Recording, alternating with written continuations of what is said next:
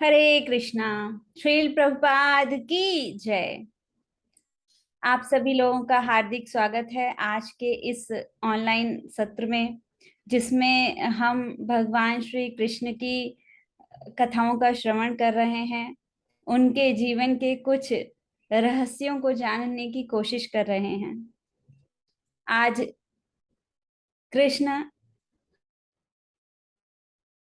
विषय पर चर्चा करते हुए 7वां दिन है और आज ही वह पावन तिथि है जिस दिन भगवान श्री कृष्ण का जन्म हुआ था, प्रकट हुए थे इस धरा पर 5200 साल पहले। आप सभी लोगों को कृष्ण जन्माष्टमी की हार्दिक शुभकामनाएं। भगवान श्री कृष्ण आप सभी को ज्ञान प्रदान करें, बुद्धि प्रदान करें, भक्ति प्रदान करें और हम सभी इस मोह माया, द्वेष, अहंकार और अनेका अनेक जो मन में व्याधियां हैं उन सब से मुक्त हो जाएं। ऐसा भगवान हमें आशीर्वाद प्रदान करें और हम सभी भगवान के श्री चरणों में भक्ति कर सकें। ऐसा आशीर्वाद, ऐसी मनोकामना से भगवान की सेवा कीजिए। मंगलाचरण से प्रारंभ करते हैं। ओम अज्ञानतिमिरान्धस्य ज्ञानाञ्जनशलाकया चक्षुरुन्मीलितं येन तस्मै श्रीगुरुवे नमः। श्रीचैतन्यमनोभीष्टं स्थापितं येन भूतले स्वयं रूपः कदा मह्यं ददाति स्वपदान्तिकं।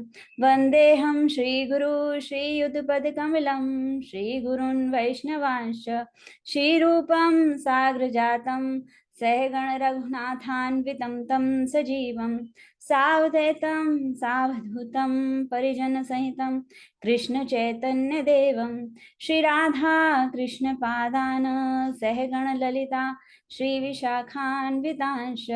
हे कृष्णा करुणा सिंधु दीनबंधु जगतपते गोपेश गोपिका कांत राधा कांत नमस्तुते।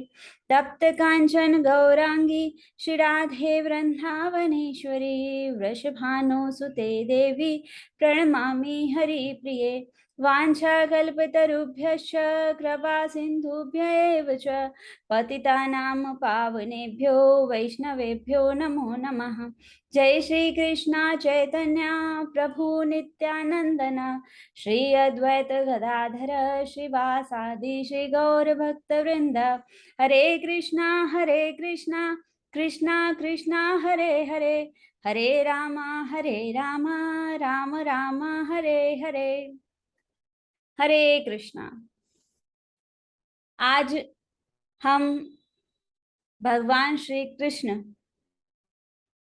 के जीवन में हुई अनेका अनेक घटनाओं, अनेका अनेक लीलाओं में से हमने कुछ लीलाओं का श्रवण किया पिछले 6 सत्रों में।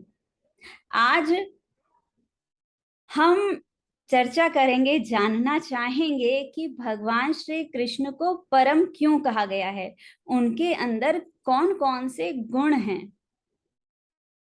हम सभी भगवान की सेवा कर रहे हैं, हम सभी भगवान की पूजा कर रहे हैं, तो हमें पता होना चाहिए ना कि हम जिसको पूज रहे हैं उसको क्यों पूजें। हम क्यों भगवान श्री कृष्ण को परम कहा गया है, क्यों शास्त्रों में ऐसा वर्णन है, क्यों आचार्यगण ऐसा कहते हैं कि भगवान श्री कृष्ण परम हैं, परम नियंता हैं, परम भोक्ता हैं, परम रचयिता हैं।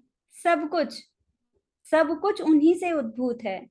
तो आज हम भगवान श्री कृष्ण के 64 कलाओं, जो कहते हैं भगवान श्री कृष्ण के 64 जो गुण है, भगवान में अनंत गुण है, अनंत गुण है, उनमें से 64 गुणों की जो व्याख्या शास्त्रों में वर्णित है, आज हम उसमें उस पर चर्चा करेंगे और जानना चाहेंगे कि क्यों भगवान श्री कृष्ण को सबसे ऊंचा स्थान दिया गया है, क्यों सब भगवान को, श्री कृष्ण को सबसे ऊपर कहा गया है।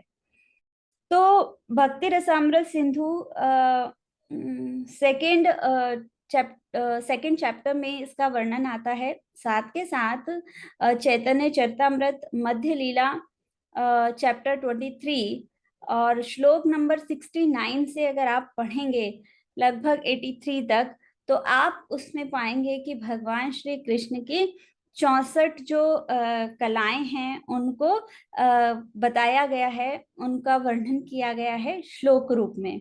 तो एक बार हम उन श्लोकों को पढ़ लेते हैं और जानते हैं, फिर उसके बाद में वर्ड टू वर्ड हम प्रयास करेंगे समझने का।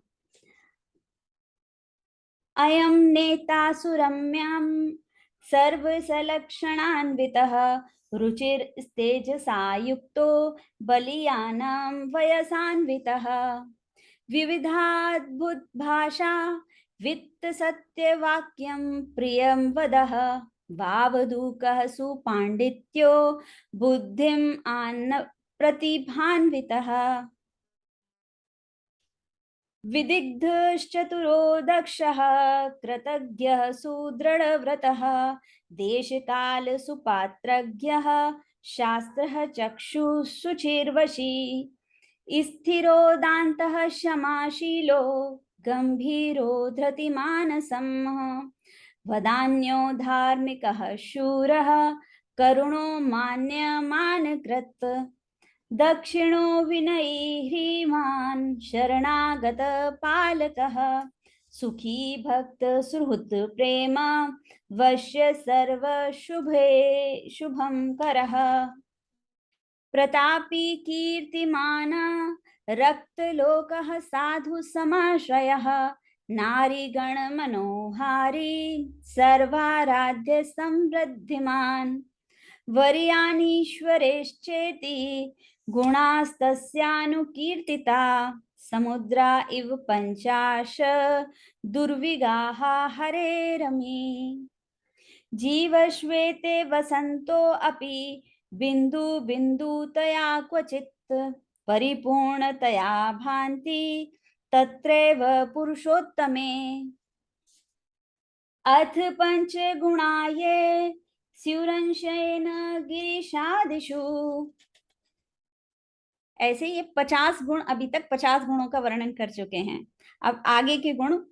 सदा स्वरूप संप्राप्तः सर्वज्ञो नित्य नूतनः सच्चिदानंद सांद्रानंद सर्वसिद्धि निषेवितः अथोच्यन्ते गुणाः पंचः ये लक्ष्मीशादिवर्तिनः अविचिन्त्य महाशक्ति कोटि ब्रह्मांड विग्रह अवतारावली बीजं हतारी गतिदायकः आत्माराम गणाकर्षित्यामि कृष्णे किलाद्भुतः सर्वा अद्भुत चमत्कार लीला कल्लोल वारिधि अतुल्य मधुर प्रेम मंडित प्रिय मंडलः त्रिजिगन्मानसाकर्षि मुरली कलकूजितः अस्मानोर्ध्वे रूपश्री विस्मापित चराचरः। अब भगवान के जो 4 मुख्य गुणों के विषय में बताया गया है उनका वर्णन बता रहे हैं कि 60 तो विष्णु जी में भी हैं, पर जो 4 हैं वो केवल और केवल मात्र श्री कृष्ण में हैं, इसीलिए उन्हें परम पुरुष परम भगवान कहा गया है। लीला प्रेमणा प्रियाधिक्यम माधुर्यम वेणुरूपयोः इत्यसाधारणं प्रोक्तम गोविंदस्य चतुष्टयम् एवं गुणाश्चतुर्बुधा चतुर्भेदाश्चतुः षष्टि रुद्राहृताः। इस प्रकार से भगवान श्री कृष्ण के 64 गुणों का वर्णन किया गया है भक्ति रसामृत सिंधु में। और कृष्णदास कविराज गोस्वामी ने चैतन्य चरितामृत में भी उसका उल्लेख किया है, जैसा कि बताया मध्य लीला चैप्टर 23 श्लोक नंबर 70 to 83। आप सभी लोग उसको पढ़िए, जरूर पढ़िए।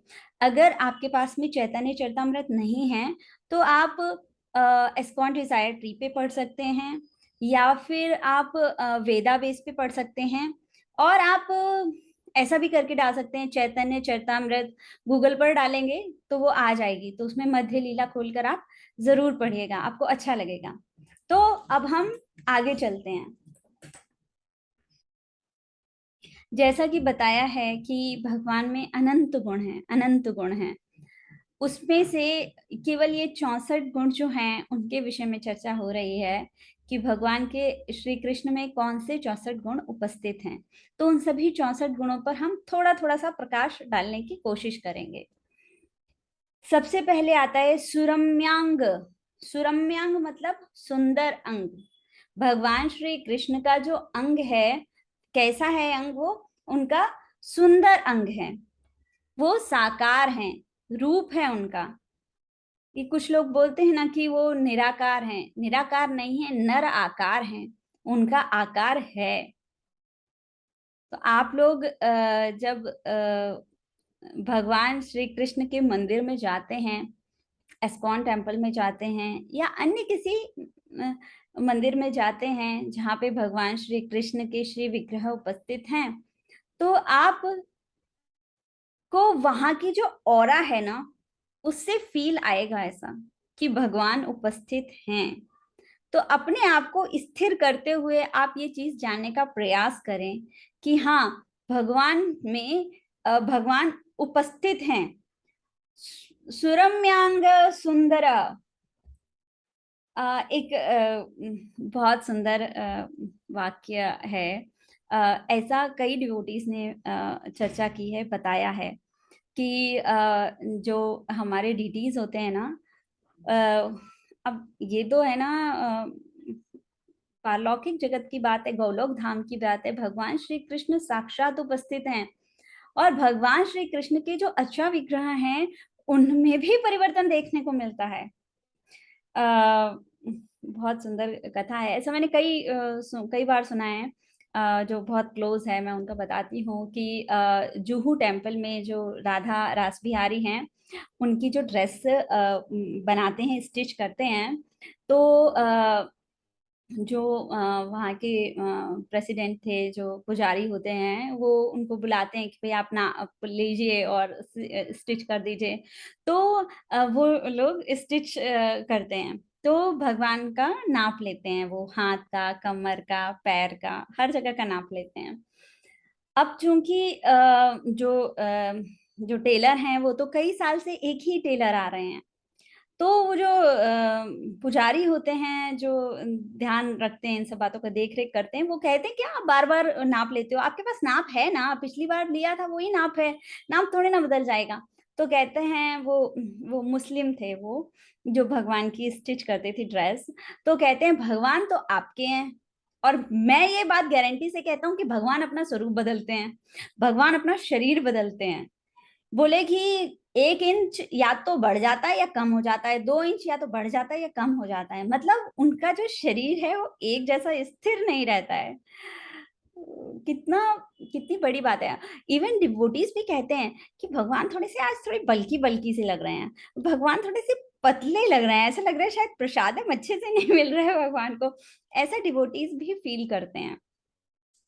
तो इस प्रकार से भगवान के सुंदर अंग है। भगवान श्री कृष्ण के श्री अंग पे अनेकानेक चिन्ह अंकित हैं। जैसे कहते हैं भगवान के चरणों पे एक पैर पे 11 श्री चिन्ह उपस्थित हैं, एक पैर पे 8 श्री चिन्ह उपस्थित है। इस प्रकार से टोटल 19 चिन्ह उनके चरणों पर ही उपस्थित हैं। इन्हीं चरणों जब ये चरण है ना व्रज की रजू पर पड़ते थे, तो वहाँ के जो ब्रजवासी थे, गोप ग्वाले गोपियां सब उन चरण चिन्हों को फॉलो करती थी कि भगवान श्री कृष्ण कहाँ गए हैं। उनका जो शरीर है वो कैसा इंद्रनील जैसा है, इतना सुंदर है, इतना सुमोहक है वो। उनकी कांति जो है वो चंद्रमा जैसी है। चंद्रमा, जब पूर्णिमासी पर चंद्रमा दिखता है तो कितना सुंदर लगता है, चारों दिशाओं में प्रकाश फैल जाता है। तो भगवान श्री कृष्ण, इवन चंद्रमा से कंपैरिजन करना थोड़ा कम हो जाएगा, भगवान तो बहुत सुंदर हैं। उस चंद्रमा को भी मात करते हैं भगवान श्री कृष्ण। उनकी जो गर्दन है वो सुराही जैसी गर्दन है, उनके नेत्र जो हैं वो कमल नेत्र हैं। इस प्रकार से भगवान के जो 6 अंग हैं वो बहुत ही सुंदर अंग हैं। जैसा कि इस चीज को हम समझ सकते हैं कि भगवान श्री कृष्ण ने जब मोहिनी रूप धारण किया था तो सभी देवी देवता भगवान के प्रति आकर्षित हो गए थे। शिव जी उनकी तरफ आकर्षित हो गए थे और पीछे पीछे भागने लग गए थे उनको पकड़ने के लिए, उस मोहिनी रूप को पकड़ने के लिए। इतने सुंदर हैं भगवान कि देवता तक आकर्षित हो जाते हैं उनके प्रति। सर्व लक्षणान्वितः, शुभ लक्षणों से अभिभूतित हैं भगवान श्री कृष्ण। क्या शुभ लक्षण है वो भगवान के? भगवान का जो अंग है वो तेजोमयी अंग है, अर्थात भगवान के जो 7 अंग बता रहे हैं उन अंगों से दिव्य प्रकाश निकलता है। जैसे कि भगवान के नेत्रों से, भगवान के होंठों से, जीभा से, तलुओं से, कर कमलों से, चरण से और नाखून से, इस प्रकार से 7 दिव्य अंग हैं जिनसे प्रकाश निकलता है। इवन ये देखा भी गया है, जो आचार्य गण हुए हैं उन्होंने ऐसा शास्त्रों में वर्णन भी किया है कि श्रीमती राधा रानी और भगवान श्री कृष्ण के जो नाखून होते हैं ना, उनसे दिव्य प्रकाश निकल रहा था, दिव्य प्रकाश निकल रहा। इतना उन्होंने डीपली भगवान श्री कृष्ण और श्रीमती राधा रानी की सेवा की है, पूजा की है। तो इस प्रकार से वो बोलते हैं ऐसा करके कि भगवान के अंगों से कांति निकलती है। भगवान के जो 3 अंग हैं वो छोटे हैं, जांघ, जननांग और तीसरा है गर्दन। भगवान श्री कृष्ण की जो गर्दन है वो थोड़ी छोटी है। इस प्रकार से 3 अंग छोटे बताए गए हैं। फिर 5 अंग उन्नत उठे हुए बताए गए हैं। नासिका, कान, मस्तिष्क, भुजाएं और जंघा उठी हुई है, सुदृढ़ है, अर्थात सुदृढ़ है। 5 अंग भगवान श्री कृष्ण के छोटे सूक्ष्म बताए गए हैं। त्वचा, भगवान की जो त्वचा है वो बहुत सॉफ्ट डेलिकेटेड है। भगवान के दांत छोटे छोटे हैं। ऐसा कहते हैं कि अनार के जो दाने होते हैं ना, इस प्रकार से भगवान के एक का मुख होता है। श्रीमती राधा रानी की जो स्माइल है वो इस प्रकार से कहा जाता है कि वो कि अनार के दाने जिस प्रकार से होते हैं ना, उस प्रकार से सुंदर सुंदर उनके दांत हैं। उनकी उंगलियां छोटे हैं, सूक्ष्म हैं, उनके रोमटे और सिर का अग्रभाग जो है वो भगवान का छोटा और सूक्ष्म बताया गया है। भगवान के 3 अंग जो हैं वो बहुत गहरे बताए गए हैं, डीप बताए गए हैं। कौन से हैं वो? भगवान की वाणी, वाणी भगवान की बहुत गहरी है। भगवत गीता में हमने, जब हम भगवत गीता को स्टडी करते हैं ना, पढ़ते हैं, समझते हैं, जब हम आचार्यों द्वारा उनकी टीकाओं को समझते हैं, आचार्य क्या कह रहे हैं उसको, तो हमें उसका जो डीप अर्थ है ना वो समझ में आता है। भगवान की नाभि बहुत गहरी है और भगवान की बुद्धि बहुत गहरी है। उनकी बुद्धि का तो क्या कहना कि 6 दिन के बालक ने पूतना का वध कर दिया। 7 वर्ष के बालक ने गोवर्धन पर्वत उठा लिया। तो उनकी बुद्धि तो गहरी है ही नहीं, है ही उनकी बुद्धि गहरी। ब्रह्म विमोहन लीला हुई तो ब्रह्मा जी जो चुरा के ले गए थे गोपों ग्वालाओं को और साथ के साथ बछड़ों को, तो भगवान श्री कृष्ण ने किस प्रकार से उनका रूप धारण कर लिया था। तो इस प्रकार से जो है वो उनकी बुद्धि जो है ना वो बहुत गहरी बताई गई है। ये भगवान श्री कृष्ण का दूसरा गुण बताया गया है। तीसरा, रुचिर, रुचिर माने अच्छा, प्रिय, मधुर। कमल सुदृश, कमल कितना सॉफ्ट डेलिकेट होता है, उस हिसाब से उसको बोला गया रुचिर।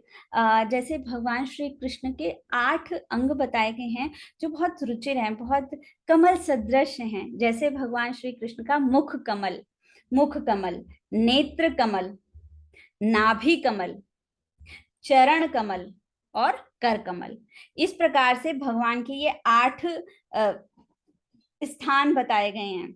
अब ऐसा भी कहते हैं आचार्यगण कि जो अष्टांग प्रणाम किया जाता है ना, वो इन्हीं भगवान श्री कृष्ण के 8 इन कमल रूपी सदृश चिन्हों को ध्यान में रखते हुए प्रणाम किया जाता है। कौन कौन से बताए थे? मुख कमल, नेत्र कमल, कर कमल, चरण कमल और नाभि कमल। इस प्रकार से तेजोमय, भगवान श्री कृष्ण जो हैं वो बहुत ही तेजोमय हैं। भगवान श्री कृष्ण का जो चेहरा है, वो कहते हैं कि करोड़ों करोड़ों सूर्य भी आ जाएं तो भगवान श्री कृष्ण के तेज के सामने एक छोटे दिए के समान प्रतीत होते हैं। इतने तेजोमय हैं भगवान। तभी तो हम देखते हैं कि किस प्रकार से ब्रह्मा जी ने जब भगवान श्री कृष्ण को देखा था तो बहुत देख के वो कि मतलब इतना सुंदर रूप, इतना सुंदर स्वरूप, इतना तेजोमय। तो भगवान ब्रह्मा जी जो थे वो भी द्रवित हो गए थे भगवान को देखकर। बलियान, बलवान, भगवान श्री कृष्ण जो हैं वो बहुत बलवान हैं। अभी बलवान के विषय में क्या कहा जाए, आप सब लोग ज्ञानी हैं, आप सभी को पता है कि भगवान के बल के विषय में क्या चर्चा की जाए। छोटा सा बालक जो अपने पैर के एक किक से शक्टासुर नामक एक असुर को कलामंडियां खिलाते हुए आकाश में ऊपर तक भेज दे, ऊपर तक भेज दे। ऐसे छोटे से बालक ने अपने बल का क्या बताया जाए, उनके विषय में बलवान को क्या एक्सप्लेन किया जाए। आप सबको पता ही है कितने ही असुरों का मर्दन किया भगवान ने। पूतना मारी, शक्टासुर मारा, बकासुर मारा, अघासुर मारा, कितने ही मारे, कितने ही मारे भगवान ने। तो उनके बलवान बल के विषय में तो कुछ मतलब ही नहीं है समझाने का। आप सब लोगों को बहुत अच्छे से पता है कि भगवान कितने बलवान हैं। नित्य किशोर, भगवान श्री कृष्ण जो है ना वो हमेशा नित्य किशोर रहते हैं, हमेशा वयसान्वितः बोलते हैं इसको संस्कृत में। भगवान हमेशा किशोर रहते हैं। कहते हैं कि भगवान श्री कृष्ण की जो उम्र है वो 15 वर्ष 7 महीने और 7.5 दिन की है। और भगवान उसी में ही रहते हैं, ना उससे कम होते हैं ना उससे बढ़ते हैं, वहीं के वहीं रहते हैं। जितना हो गया, जितना एज पे आए, 15 वर्ष जितनी एज, बाल्यावस्था से उन्होंने शिशु अवस्था से जितना उन्होंने देखा, और वो जब 15 वर्ष के हो गए, 7 महीने 7.5 दिन के, तो वहीं पर आकर वो ठहर गए। कहते हैं कि जब युद्ध हुआ था कुरुक्षेत्र में पांडवों और कौरवों का, तो उस समय भगवान की उम्र 89 वर्ष की थी। भगवान 89 वर्ष के थे। उस समय भी भगवान वैसे ही दिख रहे थे कि जैसे नवयुवक हों। ऐसा भगवान का सौंदर्य है, ऐसे भगवान नित्य किशोर रहते हैं, हमेशा वही उम्र में भगवान दिखते हैं। ऐसा कोई दिख सकता है? हाँ बताइए आप मुझे। आप दिख सकते हैं जैसा आज से 10 साल पहले आप थे, 20 साल 30 साल पहले आप जैसे थे, क्या वैसे अभी हैं? नहीं ना, नहीं है। तो हमें समझ में आता है कि भगवान श्री कृष्ण ही हैं जो हमेशा नित्य किशोर ही दिखते हैं, हमेशा। विविध अद्भुत भाषाविद, अर्थात भगवान श्री कृष्ण को अनेकानेक भाषाएं आती हैं, अनेकानेक भाषाएं आती हैं। चिड़िया, मोर, तोता, मैना, कोयल, सब क्या बोल रहे हैं, भगवान श्री कृष्ण को सब समझ में आता था। इवन वृक्ष, फूल, पत्ती क्या बोल रही है, ब्रज की धूल क्या बोल रही है, वो भी भगवान श्री कृष्ण को समझ में आता था। इतनी भाषाओं का ज्ञान था। इवन इस संसार में जितनी भाषाएं हैं उन सभी का ज्ञान था भगवान को। आप पूछिए, देखिए आप अभी फॉरेन वाले डिवोटीज को ले लीजिए, कौन सी कंट्री के लेंगे? लंदन लेंगे, अमेरिका, रशिया, ऑस्ट्रेलिया, कहाँ का लेंगे? कहाँ किस सिटी का लेंगे? आप देखिएगा, हर भक्त अपनी ही लैंग्वेज में भगवान से बात करता है, एक संपर्क, एक रिश्ता बनाता है। भगवान उसकी बात भी सुनते हैं। जैसे कि अफ्रीका की बात है ये, साउथ अफ्रीका की बात है ये, कि एक छोटी सी लड़की थी, 7-8 इयर्स की थी। वो रोड क्रॉस कर रही थी और उस समय कोई गाड़ी उधर से आई और उसको हिट किया। और हिट करके वो बहुत ज्यादा ऊपर जंप कर गई, ऊपर कर चली गई। और फिर उसके बाद में वो आकर जमीन पर गिर पड़ी। और जब देखा लोगों ने कि अरे ये तो इतना जबरदस्त एक्सीडेंट हो गया है, तो उसको लेकर गए हॉस्पिटल में। और देखा कि बच्ची तो थोड़ी देर में नॉर्मल आ गई, उसको एक खरोंच भी नहीं थी, एक खरोंच भी नहीं थी। फिर लड़की जब होश में आई तो उससे पूछा कि तुम्हारा तो एक्सीडेंट हो गया था। तो फिर वो बोली कि बोले मैंने है ना नरसिम्हा देव को याद किया था, जय नरसिम्हा जय नरसिम्हा बोला था मैंने। तो कोई नरसिम्हा देव आए और उन्होंने मुझे पकड़ लिया। फिर उसने कहा कि मुझे ना ये कमर पे कुछ हो रहा है, कुछ पता चल रहा है मुझे कमर पे। तो फिर डॉक्टर्स ने देखा वहां पे कमर पे, तो भगवान के निशान थे, उनकी उंगलियों के निशान थे उस बच्चे की कमर पे। तो देखिए, भगवान श्री कृष्ण को क्या अफ्रीकन लैंग्वेज आती थी? नहीं आती थी। आती थी। डेफिनेटली आती थी भगवान को, तभी तो भगवान प्रकट हो गए उस बालिका की रक्षा करने के लिए। तो जितनी भी इस संसार में भाषाएं हैं, भगवान को सभी भाषाओं का ज्ञान है। तभी से उसी भाषा में भगवान बात कर लेते हैं। आज का सत्र थोड़ा लंबा जाएगा, 64 कलाएं हैं, तो उनके विषय में थोड़ी थोड़ी चर्चा करेंगे, तो थोड़ा सा बड़ा जाएगा आज का सत्र। 8वां गुण भगवान का सत्य वाक्य। सत्य वाक्य अर्थात भगवान हमेशा सत्य बोलते हैं। हम सभी जानते हैं कि भगवान हमेशा सत्य बोलते हैं। देखिए, भगवान ने श्रीमद् भागवतम जो है वो भगवान का सत्य अवतार है। भगवत गीता में भगवान श्री कृष्ण ने सत्य वाक्य कहे हैं। आप सभी लोगों के जीवन में जो भी लोग हैं, जितने भी इस ब्रह्मांड में लोग हैं, वो सब लोगों के जीवन में जो जो परेशानियां हैं, जो जो बच्चा, बड़ा, बूढ़ा, student, office man, house wife, working women, सब, हर कोई के प्रश्न का उत्तर है श्रीमद् भगवत गीता में। पढ़िए, जरूर पढ़िए उसको। भगवान श्री कृष्ण इतने सत्य वाक्य हैं, हमेशा सत्य बोलते हैं वो, और सत्य बोलकर वो हमें सही का मार्ग दिखाते हैं। हम सभी को अवश्य ही अवश्य भगवत गीता पढ़नी चाहिए और समझनी चाहिए आचार्यों से। अपनी बुद्धि से हम कितना समझ पाएंगे, संभव नहीं है। वही बात है ना कि फर्स्ट स्टैंडर्ड, सेकंड स्टैंडर्ड के बच्चे को अगर बोला जाए कि चलो मैथ्स का सम सॉल्व करके दिखाओ, अरे उसको सिखाया तो है नहीं, तो बेचारा सॉल्व कैसे करेगा उसको? तो पहले सीखिए, जानिए कि क्या शास्त्रों में वर्णन है, तो अच्छे से समझ में आएगा। ऐसा कहने का अर्थ नहीं है कि नहीं नहीं अपने आप मत पढ़ो, अपने आप पढ़ो, और फिर उसके बाद में साथ साथ आप गुरु और आचार्यों से सुनिए उसको। भगवत गीता, श्रीमद् भागवतम, चैतन्य चरितामृत, हर किसी को आप सुनिए, तो आपको पता चलेगा कि इसकी गहराई कितनी है। हम अकेले समझ नहीं पाएंगे।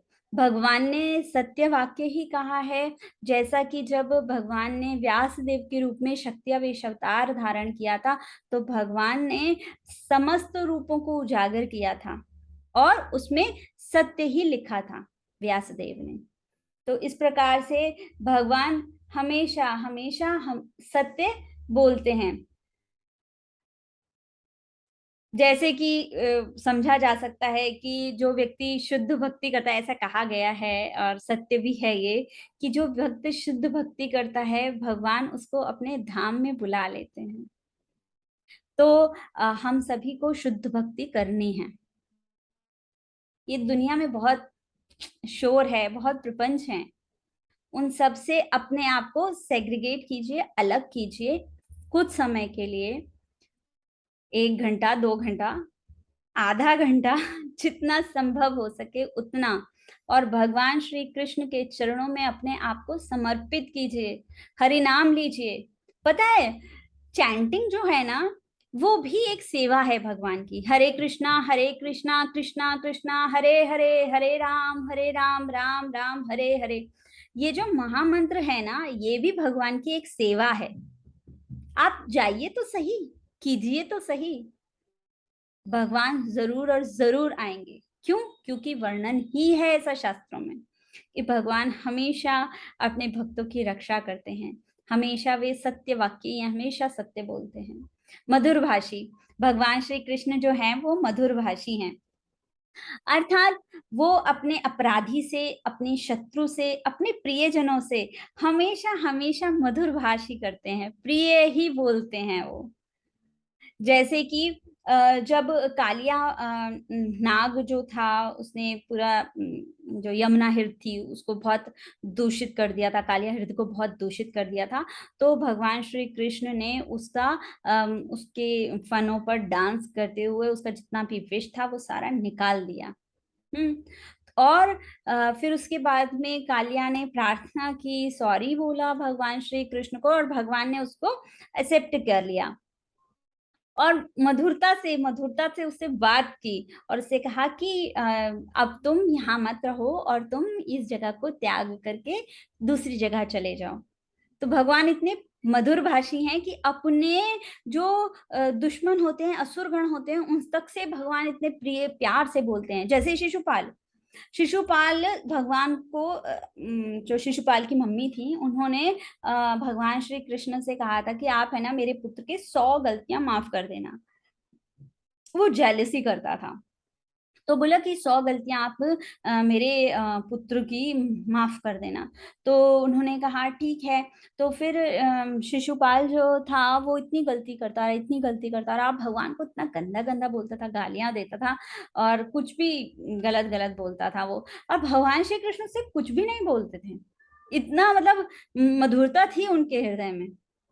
फिर अंत में उन्होंने कहा था कि बोले जब ये 101वीं गलती करेगा ना तो मैं इसको मार दूंगा। यही उनमें से जय विजय में से एक थे शिशुपाल। इस प्रकार से भगवान श्री कृष्ण मधुर भाषी हैं, जो सभी से प्रेम से बात करते हैं।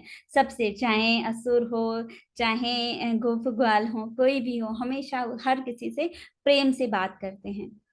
इसलिए हमें भी ध्यान रखना चाहिए कि हम भी सभी से प्रिय और प्रेम से ही बात करें। वाक पटुता, बहुत वाक पटुक थे भगवान। ओ गॉड, कोई जीत नहीं सकता था उनसे, कोई जीत नहीं सकता था। अगर कोई ये बोले ना कि मतलब हम जीतते हैं, हम जीतेंगे भगवान से, नॉट पॉसिबल।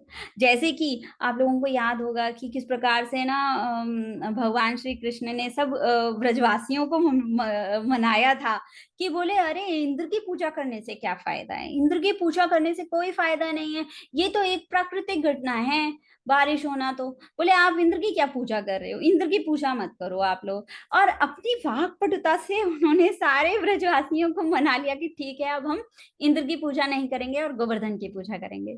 इतनी वाक्पटुक थे भगवान। किस तरीके से भगवान श्री कृष्ण सांकरी खोर पे गोपियों से बात करते थे। अद्भुत लीलाएं हैं भगवान श्री कृष्ण की। कहते हैं भगवान श्री कृष्ण गोपियों से कि बोले कि मुझे कंस ने भेजा है कर वसूल करने के लिए, तो आप सभी लोग मुझे कर प्रदान कीजिए। बोले कर में क्या चाहिए? बोले आपके पास में जितना भी दूध दही मक्खन है सब आप मुझे प्रदान कीजिए। इतना मधुरता से भगवान श्री कृष्ण बात करते थे। अनेकानेक लीलाएं हैं कि कितने वाक्पटुक थे सभी से। भगवान श्री कृष्ण अत्यंत विद्वान, सुपंडित। भगवान बहुत इंटेलिजेंट थे। उनका इंटेलिजेंसी के विषय में क्या कहा जाए, इवन सरस्वती माता तक भगवान श्री कृष्ण की पूजा करती हैं। इसीलिए कहा जाता है कि अगर बुद्धि भी चाहिए, ज्ञान भी चाहिए, तो भी भगवान श्री कृष्ण की पूजा करो। क्यों? क्योंकि सरस्वती माता तो खुद ही आ रही है भगवान श्री कृष्ण के पास में प्राप्त करने के लिए, विद्या दान मांगने के लिए। तो फिर सर्वोपरि तो भगवान श्री कृष्ण ही हो गए। फिर उसके बाद में हम देखते हैं कि सांदीपनी मुनि का जो आश्रम था, वहां पे भगवान श्री कृष्ण ज्ञानार्जन के लिए गए थे। 64 दिनों में 64 कलाओं में पारंगत हो गए थे वो। इतने इंटेलिजेंट थे भगवान, इतने इंटेलिजेंट थे। अर्थात कि हम समझ सकते हैं कि 64 दिनों में भगवान ने 64 कलाएं सीख ली। उससे हमें ये भी समझना चाहिए कि भगवान ने तक ये चीज स्थापित की थी कि गुरु से ज्ञान अर्जन करना ही नियम है और यही हमें करना चाहिए। ऐसा नहीं है कि हम अपने आप ही कोई भी ज्ञान प्राप्त कर लें। नहीं नहीं, वो संभव नहीं हो पाएगा, अपनी बुद्धि से हम नहीं प्राप्त कर सकते हैं। सिंपल सा है ना एग्जाम्पल तो, कि क्या बच्चा अपने आप से A for apple, B for ball, 1 2 3 पढ़ सकता है? नहीं पढ़ सकता है। उसको गुरु की आवश्यकता है, टीचर की आवश्यकता है। बिल्कुल उसी प्रकार से शास्त्रों को पढ़ने के लिए भी हमें गुरु की आवश्यकता है। ऐसा भगवान ने स्थापित करके दिया था हमें, खुद स्वयं, जो पूरे ब्रह्मांड के रचयिता हैं, सबसे इंटेलिजेंट हैं, वो तक कृष्ण अवतार में आए और उन्होंने खुद सांदीपनी ऋषि से ज्ञान अर्जन किया, ज्ञान प्राप्त किया। तो हमें समझना चाहिए कि हमें हमेशा गुरु के अनुगत्य में रहना चाहिए, उनसे ज्ञान अर्जन करना चाहिए। बुद्धिमान, प्रज्ञावान, भगवान श्री कृष्ण क्या कहते हैं? भगवत गीता के 7th चैप्टर के 10th श्लोका में कहते हैं कि मैं बुद्धिमानों की बुद्धि हूं, सबसे बड़ा बुद्धिमान मैं ही हूं, समस्त तेजस्वी पुरुषों में मैं ही तेज हूं। भगवान इस प्रकार से बिल्कुल फर्मली इस बात को कहते हैं कि मैं ही सबसे ज्यादा इंटेलिजेंट हूँ। सबसे ज्यादा शार्प इंटेलिजेंसी जो है, कुशाग्र बुद्धि जो है, वो भगवान श्री कृष्ण की है। इस प्रकार से हम इस चीज को समझ सकते हैं, जैसे कि कोई डॉक्टर है ना, या कोई इंजीनियर है, उसके पास जो बुद्धि है वो लिमिटेड है। ठीक है। जैसे कि जो कार्डियोलॉजिस्ट है, वो ऑर्थोपेडिक का काम नहीं कर सकता है। जो एरोनॉटिक इंजीनियर है, वो टेक्निकली दूसरा काम नहीं कर सकता है। वो मैकेनिकल काम नहीं कर सकता है कि वो बस को सही कर दे। नहीं, उसने जो एजुकेशन पाई है वो उसी में पारंगत हो सकते हैं। तो भगवान जो है वो सर्व बुद्धिमान है, सभी चीजें उन्हीं से ही निकली हैं। बुद्धिमानों की बुद्धि है भगवान। इस प्रकार से हम समझ सकते हैं कि भगवान सबसे ज्यादा इंटेलिजेंट हैं। कुशाग्र बुद्धि, बुद्धियों जीवों में भी बुद्धि है। प्रतिभावित, कई सारी प्रतिभाएं भगवान में एक साथ हैं। जैसे कि तर्क करना, उस तर्क के अगेंस्ट में कुछ बोलना, मतलब वितर्क। और कोई वितर्क कर रहा हो तो उसको इतना तर्क से बात करते हैं कि उसको बेचारे को बोल देते नहीं, तुम ही गलत हो। तो भगवान, इतने ज्यादा प्रतिभाएं हैं भगवान के अंदर कि भगवान से जीतना संभव नहीं है। वरना अगर हम भौतिक जगत में देखें तो देख सकते हैं कि कुछ लोग जैसे ईगोइस्टिक होते हैं ना, कि नहीं नहीं हमारी ही जीत होनी चाहिए। तो उनके लिए थोड़ा वो लोग सोचते हैं कि अरे नहीं, मेरी हार कैसे हो सकती है, मैं ही जीतूंगा, और वो अपना ईगो लेकर बैठ जाते हैं। और भगवान ऐसे ईगोइस्टिक लोगों का मान मर्दन कर देते हैं। इतना तर्क से बात करते हैं भगवान। जैसे कि इंद्र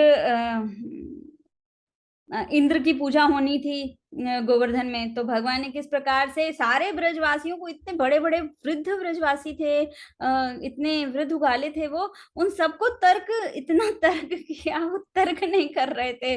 वो इस तरीके से प्रस्तुत कर रहे थे कि सब लोगों ने कहा नहीं नहीं, ये कृष्ण ही सही बोल रहा है। इतनी प्रतिभावित थे प्रभु।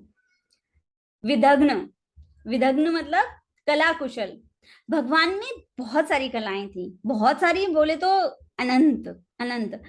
कुछ जैसे कि संगीत, भगवान बहुत अच्छा संगीत बजाते थे। संगीत बोले तो जैसे बांसुरी, कहते हैं भगवान श्री कृष्ण जब बांसुरी बजाया करते थे तो गायें अपने आप ही रंभाती हुई चली आती थी। इस प्रकार से भगवान श्री कृष्ण बांसुरी बजाया करते थे। नृत्य, नृत्य बताइए, एक नॉर्मल फ्लोर पे डांस करना ठीक है, समझ में आता है कि हाँ किया जा सकता है डांस।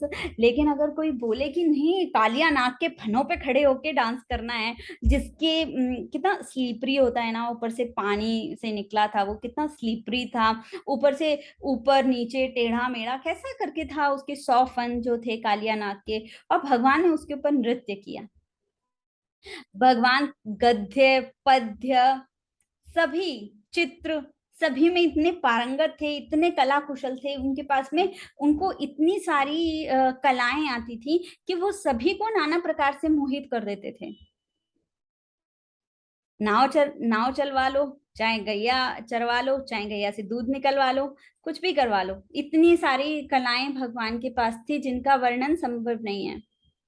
हमारे पास कितनी है बताइए। श्रीमती राधा रानी कहते हैं कि हर दिन 56 भोग बनाती हैं, हर दिन 56 भोग बनाती हैं, और कभी रिपीट ही नहीं करती हैं। ओ गॉड और हम हर साल अगर 56 भोग बनाएंगे ना, उसमें भी रिपीट कर देंगे। कितनी कला कुशल थे भगवान श्री कृष्ण और श्रीमती राधा रानी। चतुर,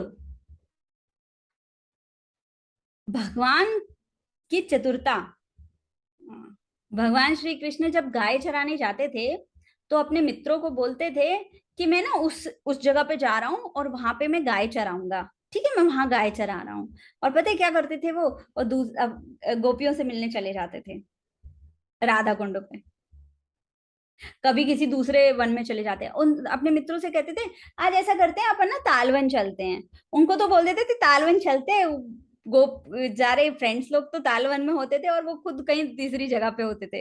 इस प्रकार से भगवान करते थे, इतनी चतुराई थी भगवान के अंदर। एक ही समय में भगवान अनेकानेक लीलाएं करते थे। दक्ष, निपुण, भगवान बहुत ही निपुण थे, अर्थात भगवान कोई त्रुटि नहीं करते थे, कोई गलती नहीं करते थे, जो भी करते थे वो सही करते थे।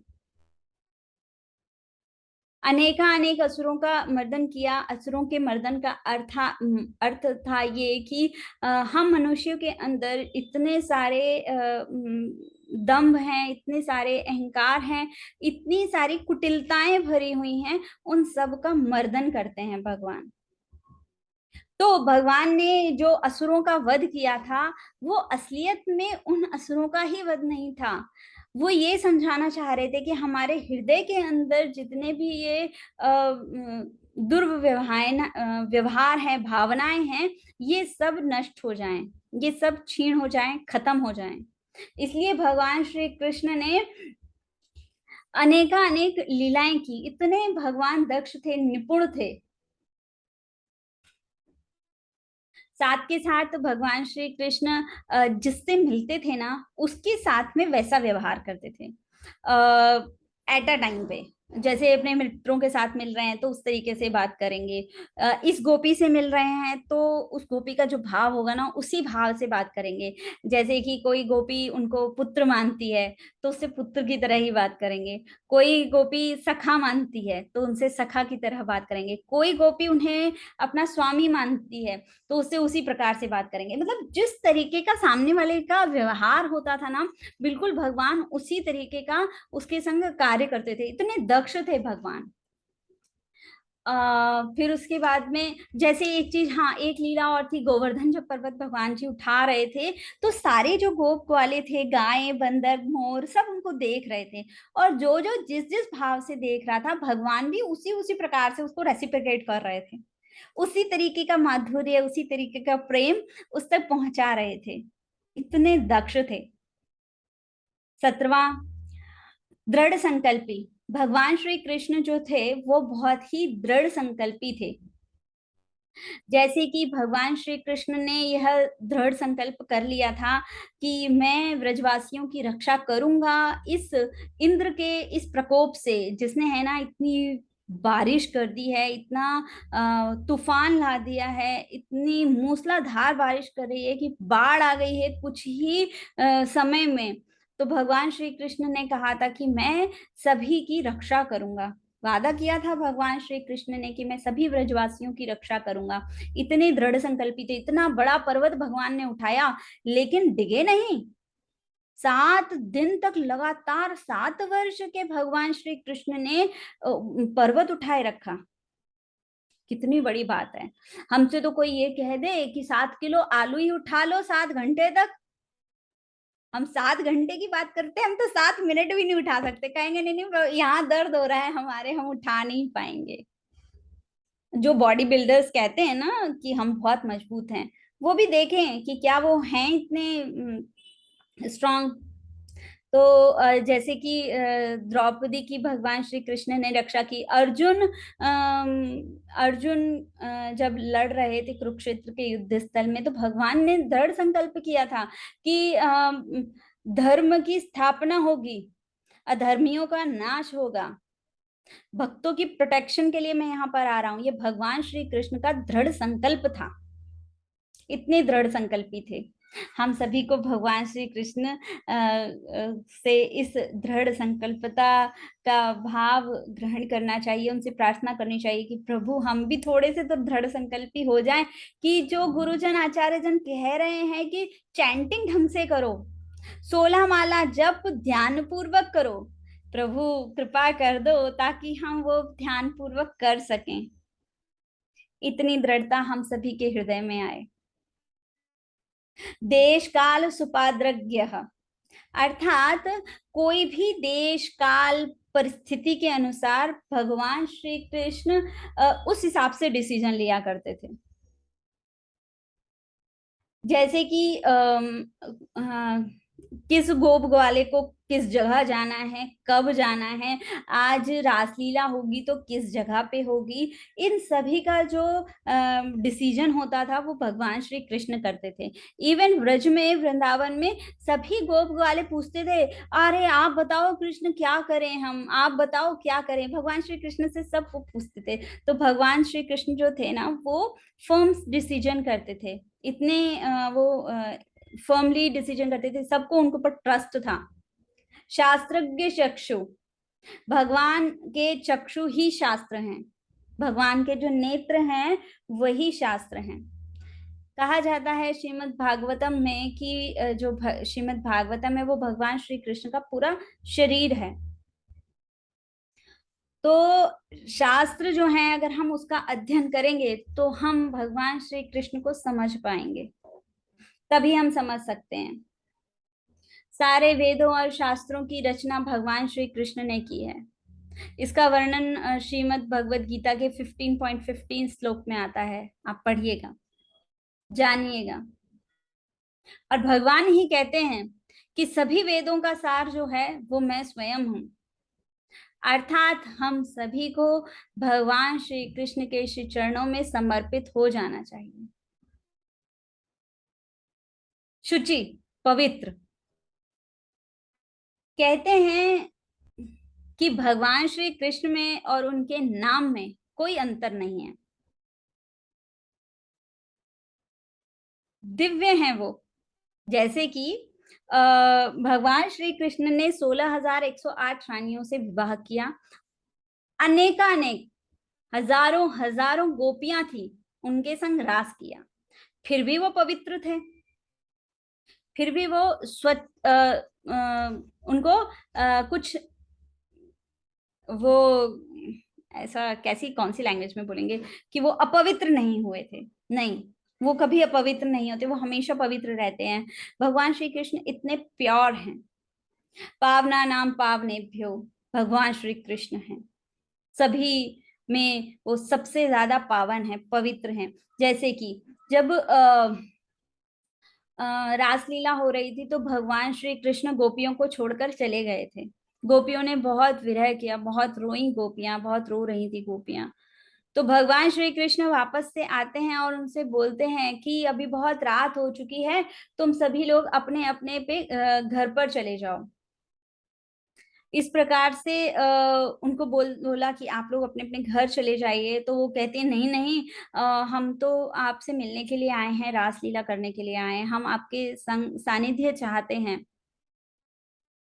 तो भगवान कभी अपवित्र नहीं होते, वो हमेशा पवित्रतम है, पवित्रतम, सबसे ऊपर पवित्र है। जैसे कि आज के समय में एक बहुत अच्छा उदाहरण है, उससे हम समझ सकते हैं कि भगवान और भगवान के नाम में कोई अंतर नहीं है। जैसे कि श्री हरिदास ठाकुर जी जो थे, जो एक दिन में 3 लाख हरिनाम लिया करते थे, उन्हें एक वैश्या ने प्रपोज किया। उसने अपनी इच्छा जताई कि भाई मैं चाहती हूँ कि आपके संग रहना, सानिध्य प्राप्त करना चाहती हूँ। तो उन्होंने कहा कि अच्छा ठीक है, अभी बैठो, मैं जरा हरिनाम कंप्लीट कर लूँ अपना। तो वो हरिनाम अपना कंप्लीट करने लगे, और वो वैश्या जो थी ना, वो सुन रही थी हरिनाम। 1 दिन बीता, 2 दिन बीता, 3 दिन बीता, और वो वैश्या फाइनली जो होती है ना, वो ट्रांसफॉर्म हो जाती है और भक्त बन जाती है। वो इतना पवित्र है भगवान का नाम। वो वैश्या जो अनेकानेक पुरुषों से मिलती थी, वह वैश्या पवित्र हो जाती है। इतना पवित्र है भगवान का नाम, तो भगवान कितने पवित्र हैं। वशी, आत्म संयमी, भगवान श्री कृष्ण का 21वां गुण है वशी। वो आत्म संयमी है। जैसे कि एक बार की बात है कि कामदेव जो थे ना, वो उन्होंने रासलीला में प्रवेश किया, और वो बोलते हैं कि बोले आज मैं देखता हूँ भगवान श्री कृष्ण किस प्रकार से है ना, मुझसे अप्रभावित रहते हैं। जरूर और जरूर वो मुझसे काम से प्रभावित होंगे। उसने अनेकानेक प्रकार से प्रयास करके देख लिया, पर भगवान श्री कृष्ण कुछ नहीं हुआ। वो जैसे थे वैसे ही रहे। गोपियों को भी कोई प्रभाव नहीं पड़ा कामदेव का। फिर कामदेव ने प्रार्थना की, सॉरी बोला उनको, और फिर वो गए। इतने आत्म संयमी हैं भगवान। उद्वेगहीन, स्थिर।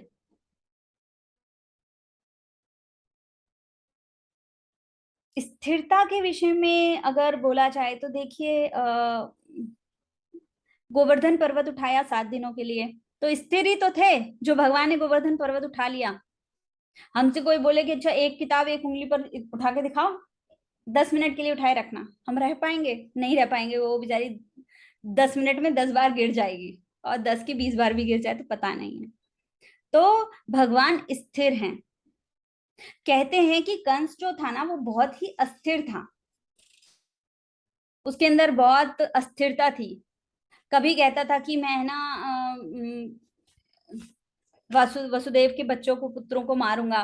कभी कहता था नहीं नहीं, अरे नहीं नहीं नहीं मारूंगा, मुझे नहीं मारना है। ऐसा करके बहुत अस्थिर था कंस। जितने भी असुर हुए थे ना, बहुत अस्थिर थे। और भगवान श्री कृष्ण जो थे, वो इतने स्थिर प्रज्ञ थे। जो करना है वो करना है उनको। सहिष्णु, संयमित इंद्रियों वाले। जैसे कि एक बार की बात है कि कैसे समझेंगे इस गुण को। भगवान श्री कृष्ण जब शिक्षा ग्रहण करने के लिए सांदीपनी मुनि के आश्रम में गए, तो जो गुरु माता थी, उन्होंने कहा कि जाओ वन से जाके लकड़ियां ले आओ। तो बहुत बहुत बारिश होने लगी। बहुत बारिश हो रही थी। और फिर वो उसी बारिश में गए और वहां वन से लकड़ी लेकर आए। तो जो गुरु माता थी, उन्होंने कहा अरे तुमने बहुत कष्ट पाया। तो भगवान श्री कृष्ण कहते हैं नहीं नहीं, इसमें कष्ट की क्या बात है। बोले मेरा तो कर्तव्य है ये, मेरा ही काम है ये। तो भगवान इतने सहिष्णु थे, इतने सहनशील थे। देखिए भगवान श्री कृष्ण की लाइफ में अगर हम पलट कर देखेंगे तो जानेंगे कि बताइए कितने ही लोग हैं जिनका जन्म जेल में हुआ है। कितने ही लोग हैं जो कुछ घंटों के थे और समुद्र और यमुना जैसी विशाल नदी को पार करके गए हों। अनेकानेक असुरों ने वध किया हो। सहिष्णुता ही तो है भगवान की ये। कृतज्ञ, भगवान कभी भूलते नहीं है। भगवान अपने भक्तों को कभी नहीं भूलते। जैसे कि इंद्र धुम्न महाराज ने भक्ति की थी पूर्व जन्म में, और कुछ कारणों से उन्होंने गज का रूप धारण किया। और जब गज का पैर मगरमच्छ ने पकड़ लिया, तो गजराज ने याद किया भगवान श्री कृष्ण को, विष्णु जी को, और भगवान तुरंत उपस्थित हो गए, तुरंत सामने आ गए। कभी भूलते नहीं है भगवान अपने भक्तों को। द्रौपदी मैया को जब चीर हरण हुआ, तो भगवान श्री कृष्ण को एक बार द्रौपदी मैया ने याद किया, और भगवान श्री कृष्ण तुरंत ही विस्तार कर दिया उन्होंने साड़ी का। कोई भी भक्त थोड़ा सा भी भगवान के लिए करता है ना, भगवान कभी नहीं भूलते। भगवत गीता 2.40, कभी नहीं भूलते भगवान। इतने कृतज्ञ हैं। हम कितने कृतज्ञ हैं, तुरंत भूल जाते, कल जो हुआ था वही भूल जाएंगे। खैर, आगे आप सभी को पता है। क्षमाशील, भगवान बहुत क्षमाशील हैं। पूतना का वध किया भगवान ने। पूतना उन्हें मारने के उद्देश्य से आई थी। पूतना को क्या किया भगवान ने, उसका उद्धार कर दिया और उसको मातृत्व का पद प्रदान कर दिया। यशोदा मैया को जो पद प्राप्त हुआ था वो पद पूतना ने प्राप्त किया। इतने क्षमाशील हैं भगवान। अति गूढ़, गंभीर, बहुत ही गंभीर है भगवान। भगवान के मन में क्या चल रहा है ये बलराम को पता नहीं चल पाता था। बलराम जी पता नहीं कर पाते थे। श्रीमती राधा रानी और भगवान श्री कृष्ण में क्या वार्तालाप चल रहा है, क्या गहराई से बातें चल रही हैं, ये बलराम जी को पता नहीं होता था, कोई भी पता नहीं कर पाता था। इतने गंभीर थे। एक घटना से हम समझ सकते हैं कि जब दुर्योधन युद्ध प्रारंभ होने वाला था तो भगवान श्री कृष्ण गए थे दुर्योधन के पास में और बोला था कि इस युद्ध को मत करो और पांडवों को केवल 5 गांव ही प्रदान कर दो और युद्ध मत करो ऐसा। तो भगवान इतने गंभीर थे, गंभीरता से वार्तालाप करने गए थे दुर्योधन के पास में, और दुर्योधन कैसा मूड था, समझ ही नहीं पाया। धृतिमान, आत्मसंतुष्ट, भगवान हमेशा आत्म संतुष्ट रहते हैं। भगवान ऐसा नहीं है कि आपने कुछ दिया है तभी भगवान संतुष्ट होंगे। भगवान तो हर स्थिति में संतुष्ट रहते हैं। जाहि विधि राखे राम ताहि विधि रहिए, ऐसा बोलते हैं ना। भगवान स्वयं ही इतने आत्मसंतुष्ट हैं, किसी चीज की इच्छा नहीं करते। भगवान ने कभी नहीं कहा कि बोले अरे इतने सारे असुरों को भेज रहे हो, क्या जरूरत है इतने सारे असुरों को भेजने की। हमेशा प्रसन्न, हमेशा प्रसन्न। श्रीमती राधा रानी को छोड़ के जाना पड़ा, ब्रजवासियों को छोड़ के जाना पड़ा, कभी कुछ नहीं कहा भगवान ने। कंस को मारना पड़ा, कितना भयंकर राक्षस था वो, इतना भयंकर असुर था वो। चाणूर, मुष्टिक, कोल्यापीड़, कितने सारे असुरों को तो उसने भेजा है ब्रज में, और साथ के साथ मथुरा में भी उन्होंने बहुत परेशान किया भगवान श्री कृष्ण को।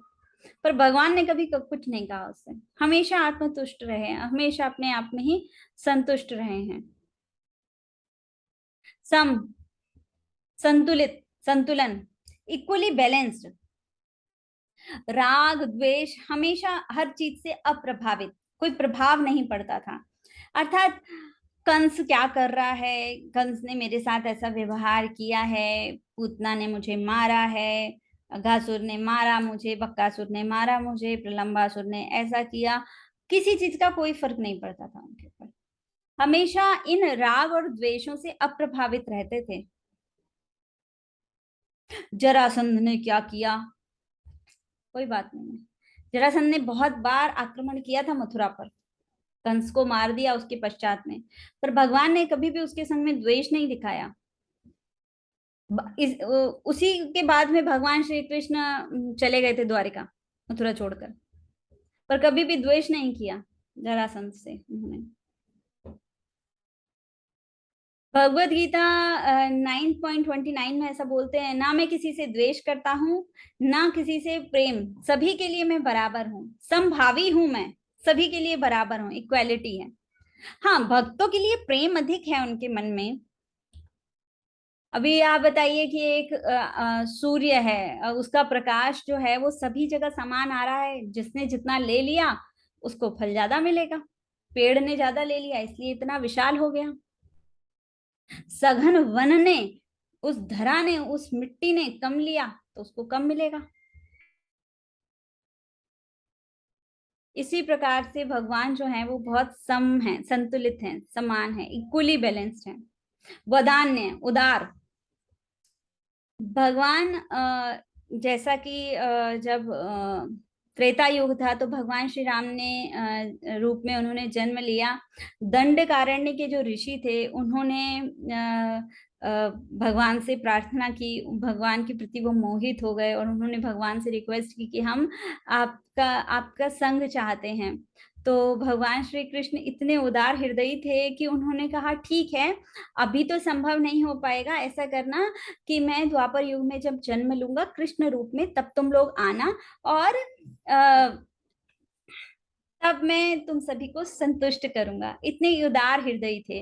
और वे ही सब जो ऋषि जन थे, वो द्वापर युग में आके गोपू वाले गोपियां बने, धर्मपरायण, धार्मिक। देखिए, धार्मिक के विषय में कहा जाए तो भगवान श्री कृष्ण से बड़ा धार्मिक है कौन?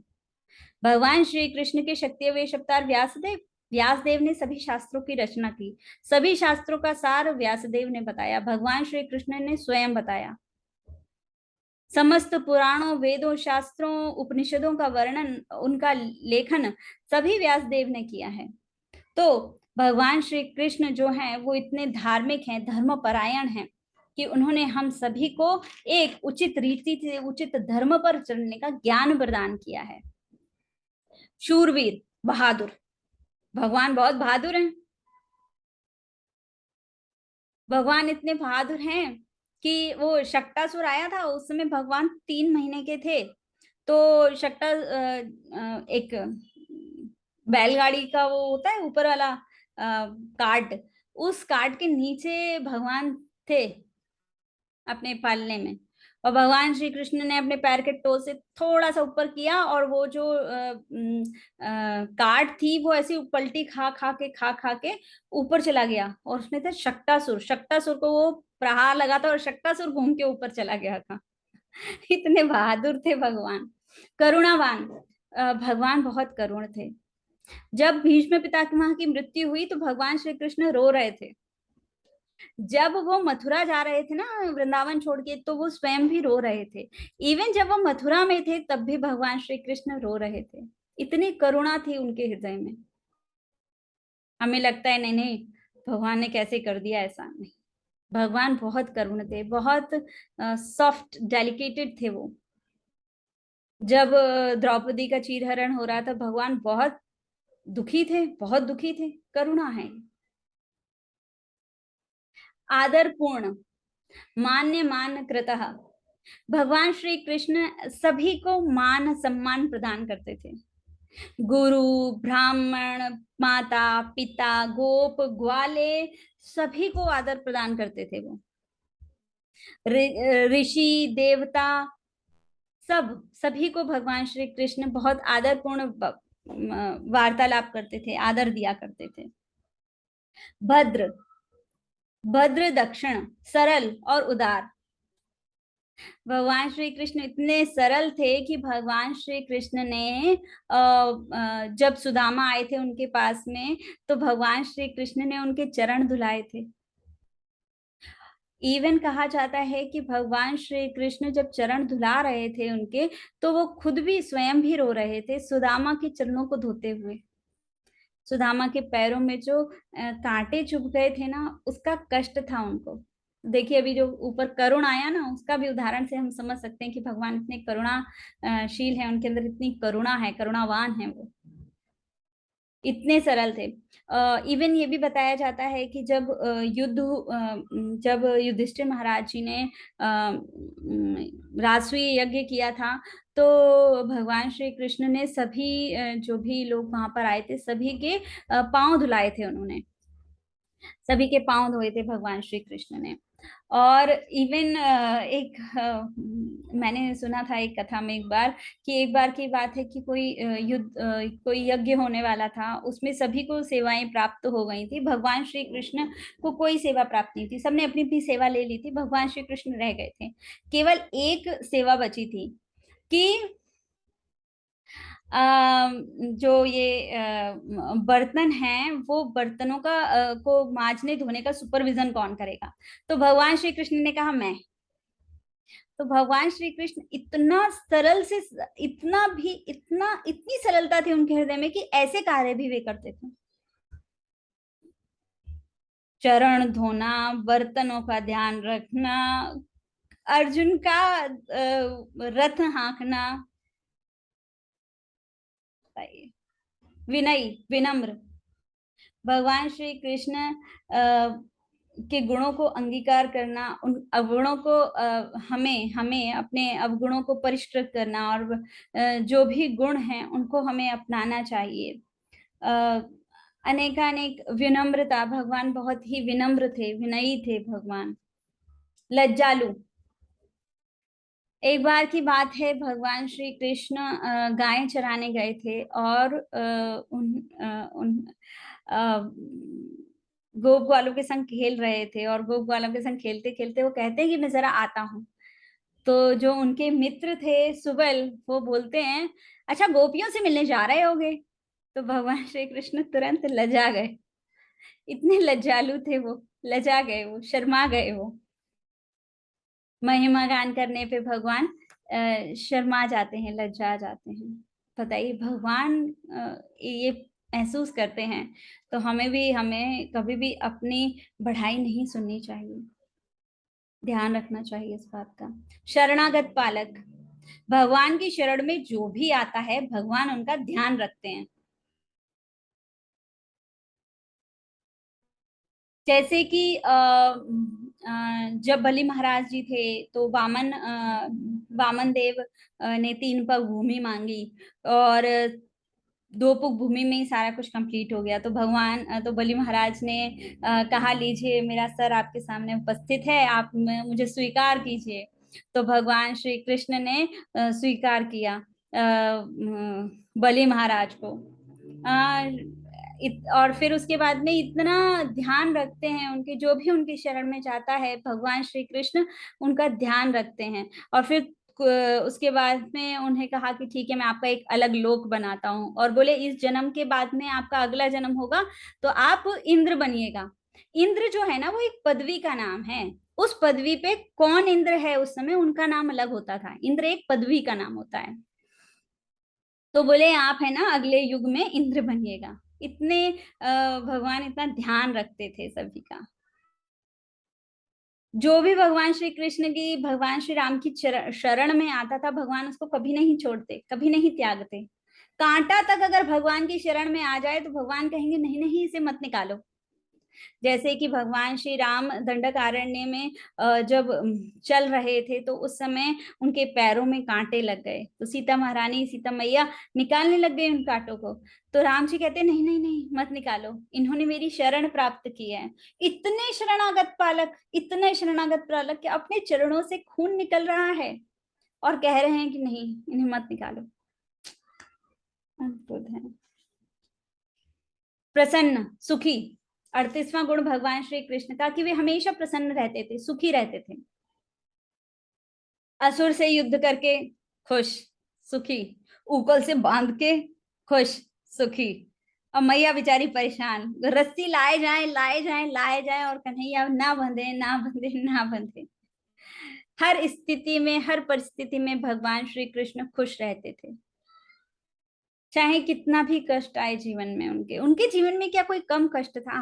हम अपने जीवन के कष्टों के विषय में चिंतन करते हैं, और मैं ये बोलती हूँ कि जरूरत क्या है अपने विषय में इतना चिंतन करने की? भगवान का जीवन देखो, कितना कष्ट थे उनके जीवन में, कितने कष्ट थे। लगता है कि बाप रे, उसमें भी हर समय भगवान खुश, सुखी, प्रसन्न। भक्त सुहृद, भक्तों के शुभ चिंतक। भगवान तो छोटी सी अल्प भेंट से ही प्रसन्न हो जाते हैं। पत्रम पुष्पम फलम तोयम यो में भक्त्या प्रयच्छति। भगवान उसी उसी में खुश हो जाते हैं। जो भगवान श्री कृष्ण को एक पत्ता दे देता है, जल अर्पित कर देता है। नहीं चाहिए भगवान को बहुत कुछ, बहुत आदम, बहुत चीजें नहीं चाहिए भगवान को। भगवान तो थोड़ी सी ही चीजों में प्रसन्न हो जाते हैं।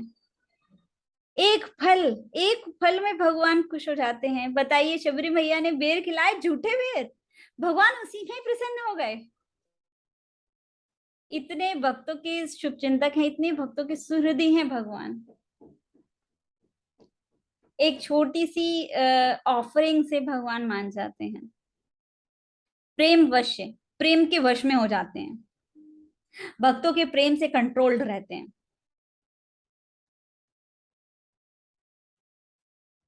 जैसे कि अम्बरीश महाराज जी का हमने सुना था कि अम्बरीश महाराज जी ने एकादशी का व्रत रखा और निर्जला व्रत था उनका। और दुर्वासा मुनि को दान देना था उन्हें, और दुर्वासा मुनि कहीं चले गए। तो उन्होंने कहा कि अरे आने में बहुत समय लग रहा है, ऐसा करता हूँ कि मैं ना जल पी लेता हूँ। तो वैसे तो उन्होंने व्रत पारायण नहीं किया था अम्बरीश महाराज जी ने, लेकिन फिर भी दुर्वासा मुनि को बहुत बुरा लगा। तो दुर्वासा मुनि ने बहुत गुस्सा किया, बहुत गुस्सा किया अम्बरीश महाराज के ऊपर। तो भगवान को बहुत गुस्सा आया। बोले मेरे भक्त के ऊपर तुम गुस्सा कर रहे हो। भगवान श्री कृष्ण ने भी अपना है ना चक्र निकाला और छोड़ दिया दुर्वासा ऋषि के ऊपर। अब दुर्वासा ऋषि जो थे ना, वो मारे मारे घूमे, कभी इस लोक कभी उस लोक, कभी उधर कभी इधर, सबके पास चले गए, सभी देवी देवताओं के पास चले गए। फिर फाइनली वो जाते विष्णु जी के पास में और विष्णु जी से कहते हैं मुझे क्षमा कीजिए, मुझे क्षमा कीजिए। तो भगवान कहते हैं मेरे से क्षमा मत मांगो, अम्बरीश के पास जाओ, अम्बरीश महाराज के पास जाओ। फिर वो अम्बरीश महाराज जी के पास आते हैं दुर्वासा मुनि, और फिर प्रार्थना करते हैं कि आप मुझे क्षमा कीजिए, मुझसे गलती हो गई कि मैंने भगवान के भक्त पर पॉइंट किया, उनके ऊपर क्रोध किया, उनको श्राप देने की इच्छा रखी। इतने भगवान भक्तों से कंट्रोल हैं। अनेक कथाएं हैं, भक्त के वश में है भगवान, है ना। बहुत अच्छा उदाहरण था वो। यशोदा मैया ने भगवान को उखल से बांध दिया उखल से बांध दिया उनको, जो पूरे संसार के पूरे ब्रह्मांड के चालक हैं उनको। तो है ना, भक्त के वश में भगवान, भक्तों के प्रेम से कंट्रोल्ड हैं भगवान। सर्व मंगलमय, सर्व शुभ करह, हर प्रकार से सर्व शुभकारी हैं। भगवान का नाम रूप गुण लीला माधुर्य जहां भी जाता है, जहां पे भी जाता है, वहां सब मंगलमयी ही होता है। इवन इतना कहा गया है कि जो हरिनाम लेता है ना, हरे कृष्णा कृष्णा कृष्णा हरे हरे, हरे राम राम राम हरे हरे, उसके जीवन के समस्त कष्ट मिट जाते हैं। इस जन्म के ही नहीं, अगले जन्मों के भी कष्ट हट जाते हैं, मिट जाते हैं। इतने सर्व मंगलमयी हैं। प्रतापी, परम शक्तिशाली। 6 दिन के थे तो पूतना को मार दिया, 1 साल के हुए तृणावर्त को मार दिया, 3 साल के हुए तो यमला अर्जुन, जो 2 वृक्ष थे, नलकुबेर और मणिग्रीव, कुबेर के पुत्र, जो ब्रज में खड़े हुए थे नंद बाबा के घर में, उनको गिरा दिया। वत्सासुर को मार दिया। 4 साल के हुए तो बकासुर को मार दिया। 5 वर्ष के हुए तो फिर किसी दूसरे को मार दिया, अघासुर को। 7 वर्ष के हुए तो गोवर्धन उठा दिया। अनेक लीलाएं, अनेक लीलाएं। इतने परम शक्तिशाली, परम बलवान थे भगवान, सर्व प्रसिद्ध, कीर्तिमान। अभी हमने सुना था पिछले ही सेशन में कि वरुण देव के जो दास थे, उन्होंने नंद बाबा को बांध दिया था। वरुण जी असल में दर्शन करना चाह रहे थे कृष्ण जी का।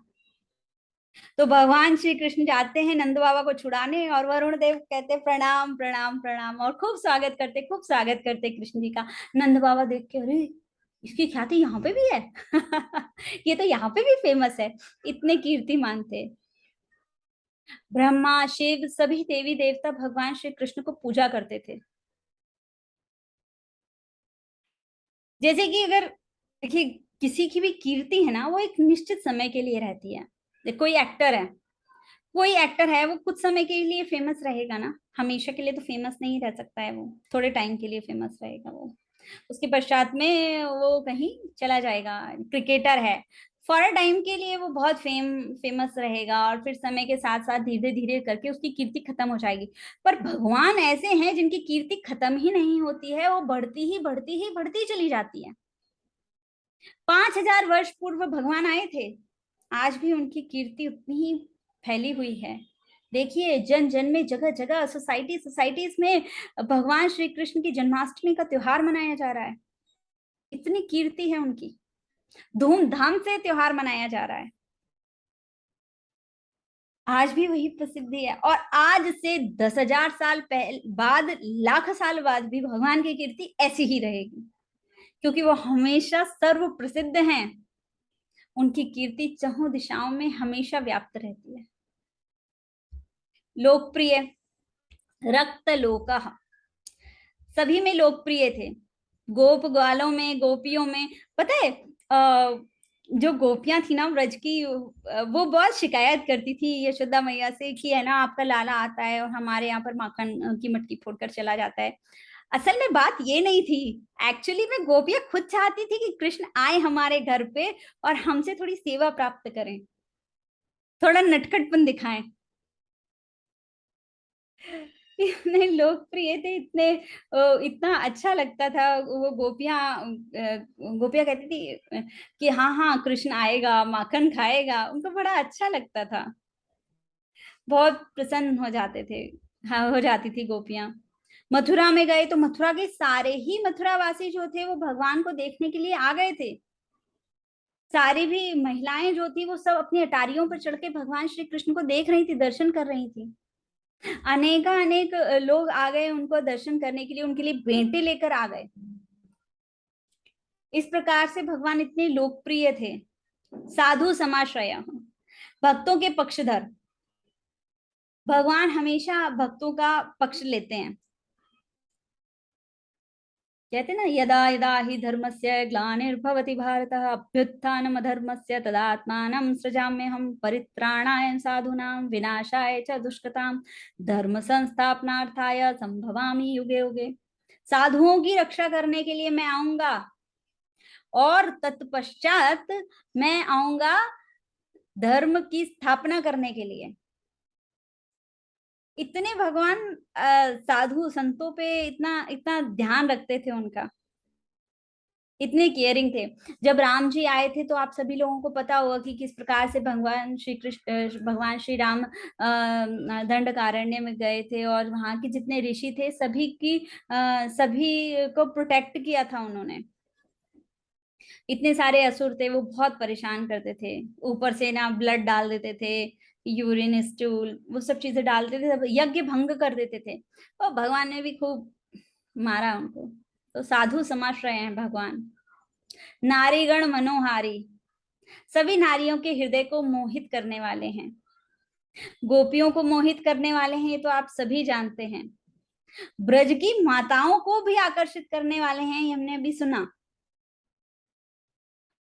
मथुरा में जब युद्ध हो रहा था उस समय जो वहां पर माताएं उपस्थित थी, वो भी इतना प्रिय भाव रख रही थी उनसे कि ये इतना सुंदर सा बालक, इतना छोटा सा बालक, इससे कैसे ये चाणूर इससे युद्ध कर रहा है। चाणूर कितना बलिष्ठ है, 500-600 साल का चाणूर है। और कहाँ ये छोटे से नन्हे मुन्ने 7 साल के, 11 साल के। तो हमेशा नारी गण मनोहारी रहे हैं भगवान श्री कृष्ण। सर्व आराध्य, सभी देवी देवताओं के आराध्य हैं भगवान।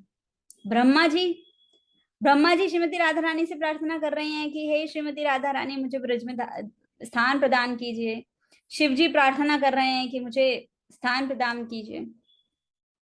सभी देवी देवता भगवान की आराधना करते हैं। यहाँ तक कि गणेश जी की आराध्य देव कौन है पता है आपको? नरसिंह देव। नरसिंह देव भगवान गणेश जी के आराध्य हैं। इसीलिए इस्कॉन में ना नरसिंह देव की पूजा होती है। बोले अरे गणेश जी के ही आराध्य नरसिंह देव है, तो फिर नरसिंह देव की पूजा कर लेते हैं। इसलिए नरसिंह देव की पूजा शिल प्रभुपाद जी ने स्थापित की।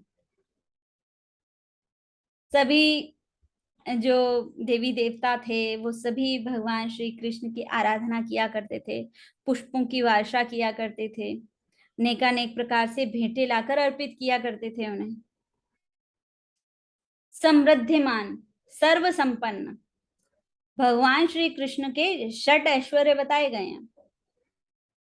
6 भग बोलते हैं। भगवान धनवान है, भाग्यवान है। 6 भग हैं भगवान के पास में। 6 भग बोले धनी। सहस्त्र लक्ष्मियां भगवान श्री कृष्ण के चरणों में आने में लालायित रहती हैं, पर भगवान श्री कृष्ण ने आने नहीं दिया। रास लीला में गोपियां अलाउड थी आने के लिए, पर लक्ष्मी जी अलाउड नहीं थी आने के लिए। तो सहस्त्र लक्ष्मी तक भगवान की सेवा करती हैं। इतने धनवान है भगवान। बल, अब बल के विषय में तो चर्चा हो गई अपनी कि भगवान कितने बलशाली हैं। यश, भगवान का जो यश है वो आज तक फैला हुआ है, इतना महान है। सतयुग में पृथु महाराज ने पूजा की, त्रेता युग में दशरथ जी ने पूजा की, द्वापर युग में कृष्ण रूप में पूजा हुई, आज भी पूजा हो रही है कलयुग में। भगवान का यश इतना है। श्रीमद् भागवतम पढ़िए। श्रीमद् भागवतम में भगवान श्री कृष्ण के अनेक अवतारों का वर्णन किया गया है। पढ़िए उनको, जानिए उनको, और समझिए भगवान का यश कितना है। सौंदर्य, भगवान बहुत सुंदर हैं, बहुत सुंदर हैं, हमारी कल्पना से परे हैं वो। भगवत गीता में कहते हैं कि भगवान श्री कृष्ण के नेत्र जो हैं वो सूर्य के समान हैं। सूर्य कितना दैदीप्यमान है, वैसे भगवान श्री कृष्ण के नेत्र हैं तो स्वयं कैसे होंगे वो। अभी इस समय की बात करें तो पता है, मुस्लिम साधु जो मुस्लिम जो होते थे ना, वो तक भगवान के प्रति आकर्षित हो जाते थे। अरे साधु साधु लोग आकर्षित हो गए थे उस समय। दंडकारण्य के जो ऋषि थे वो भगवान की तरफ आकर्षित हो गए थे, इतने सुंदर थे भगवान श्री राम, इतने सुंदर थे।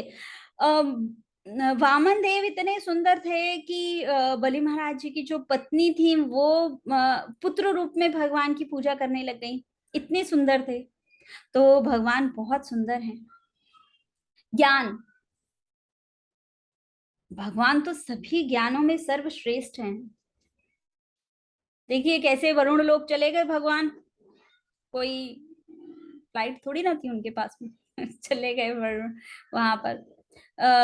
जब हम श्रीमद् भागवतम पढ़ते हैं तो भगवान पाते हैं, जब समुद्र मंथन हुआ था तो भगवान धन्वंतरी के रूप में प्रकट हुए थे। धन्वंतरी अर्थात आयुर्वेदिक डॉक्टर। भगवान श्री कृष्ण जो थे वो आयुर्वेद के स्थापन करता है, उन्होंने स्थापना की है आयुर्वेद की, उसके बाद में आया है ये सब कुछ। त्याग, वृंदावन छोड़ा, मथुरा छोड़ा, द्वारिका छोड़ा, अपने लाखों लाखों गृहस्थ घर वालों को छोड़ा। कैसे द्वारिका नगरी नष्ट हुई, सारे पुत्र मारे गए, भगवान श्री कृष्ण की 16,108 रानियां इधर उधर हो गई, सबका त्याग कर दिया, गोपियों का त्याग कर दिया, ग्वालों का त्याग कर दिया, अपनी माता का त्याग कर दिया, सबका त्याग कर दिया, इतने त्यागी हैं हम। हमारे त्याग की क्या है था। भगवान श्री कृष्ण समस्त ऐश्वर्य में संपूर्ण मात्रा में, समस्त ऐश्वर्य भगवान में संपूर्ण मात्रा में उपस्थित हैं। वरियन, सर्व सम्माननीय, सभी देवता गण जो थे ना, ब्रह्मा, शिव, देवियां, देवता, इंद्र, सब द्वारिका रेगुलर आते थे भगवान को प्रणाम करने के लिए।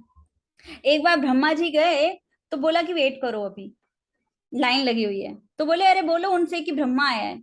तो बोले कौन से ब्रह्मा आए हैं, चतुर्मुखी ब्रह्मा, 10 मुखी ब्रह्मा, 100 मुखी ब्रह्मा, 1000 मुखी ब्रह्मा। अरे ब्रह्मा जी तो कंफ्यूज हो गए, बोले अरे इतने सारे ब्रह्मा है क्या यहाँ पे सभी से सम्मान पाते थे भगवान के पास में, सभी लोग आते थे दंडवत करने, सभी प्रणाम करने आते थे, ऑफरिंग करने आते थे भगवान को। एक बार ब्रह्मा जी को रोक दिया द्वारिका के द्वारपालों ने, बोले बैठो यहाँ पर, बोले बैठो और थोड़ी देर स्तुति करो, आपका नंबर आएगा। इस प्रकार से भगवान सभी से सम्मान प्राप्त करते थे। क्यों? क्योंकि भगवान के अंदर गुण ही इतने अद्भुत थे, जिसकी अभी तक जो गुणों की चर्चा हो रही है ना, ये हम मनुष्यों में भी हैं, कम मात्रा में। भगवान में ये बहुत ज्यादा मात्रा में 100% थे। हम मनुष्यों में ये 5-10% होके 0% भी होगा। तो इस प्रकार से भगवान सर्वसम्मानीय थे। भगवान का 50वां गुण, ईश्वर परम नियंता। भगवान सभी को नियंत्रित करते हैं। श्रीमद् भागवतम 1.1 में बताया गया है कि भगवान स्वराट हैं, स्वतंत्र हैं, सत रज तम गुण से परे हैं भगवान, कोई कंट्रोल नहीं कर सकता है उनको, केवल एक के द्वारा नियंत्रित होते हैं, भक्तों के द्वारा। इसलिए भक्ति कीजिए और भगवान को नियंत्रित कीजिए उस परम नियंता को, जो समस्त संसार को नियंत्रित कर रहे हैं, वो केवल और केवल भक्तों के वश में है। अन्य कोई भी चीज उन्हें वश में नहीं कर सकती है। सदा स्वरूप संप्राप्त, परिवर्तन रहित। परिवर्तन रहित में हम समझ सकते हैं कि इसकी चर्चा हुई है। भगवान जब इस धरा से गए थे तब भगवान 125 वर्ष के थे, 125 ईयर्स के। कहते तब भी भगवान वैसे ही सुंदर थे, वैसे ही सुंदर थे जैसे कि वो अपने कौमार अवस्था में थे, उतने ही सुंदर थे। वही 15 वर्ष के लगते थे भगवान, इतने सुंदर थे, परिवर्तन रहित थे, उनमें कोई परिवर्तन नहीं होता था। तत्पश्चात हम समझ सकते हैं भगवान सर्वज्ञ सर्ववेत्ता थे। हम लोग जो है ना वो बहुज्ञ हो सकते हैं, हमें बहुत सारी चीजें आ सकती हैं, पर हम सर्वज्ञ नहीं हो सकते हैं। सर्वज्ञ तो केवल एक ही हैं, भगवान। भगवान श्री कृष्ण ही सर्वज्ञ हैं, सभी चीजों का ज्ञान उन्हीं को है। जैसा कि भगवत गीता में वर्णन आता है, भगवान श्री कृष्ण अर्जुन से कहते हैं कि तुम्हारे अनेक जन्म हुए हैं, मेरे भी अनेक जन्म हुए हैं, पर तुम्हें अपने जन्मों का याद नहीं है, पर मुझे अपने हर जन्म का याद है, और तुम्हारे भी हर जन्म का याद है। तो भगवान सर्वज्ञ हैं। कौन बोल सकता है ऐसे? अरे कल क्या खाया था इस समय? पता नहीं, भूल गए, है ना? तो हम ऐसे हैं, भगवान को सब याद रहता है, सब पता है उनको, सर्वज्ञानी है वो। नित्य नवीन, भगवान हर समय नित्य नूतन रखते हैं। जैसे एक बार बताया जाता है कि भगवान श्री कृष्ण गोपियों के साथ रास कर रहे थे। जो रासलीला चल रही थी वो बहुत वर्षों तक चली थी, पर गोपियों को इसका एहसास ही नहीं हुआ कि इतना समय निकल चुका है। पर गोपियां भी वैसी ही थी और कृष्ण जी भी वैसे ही थे, और फिर भी कह रहे थे अरे अभी कहाँ, अभी तो आए ही हैं, अभी तो शुरू ही हुआ है, अभी कहाँ जाने का, अभी नहीं जाना। भगवान हमेशा नवीन रहते थे,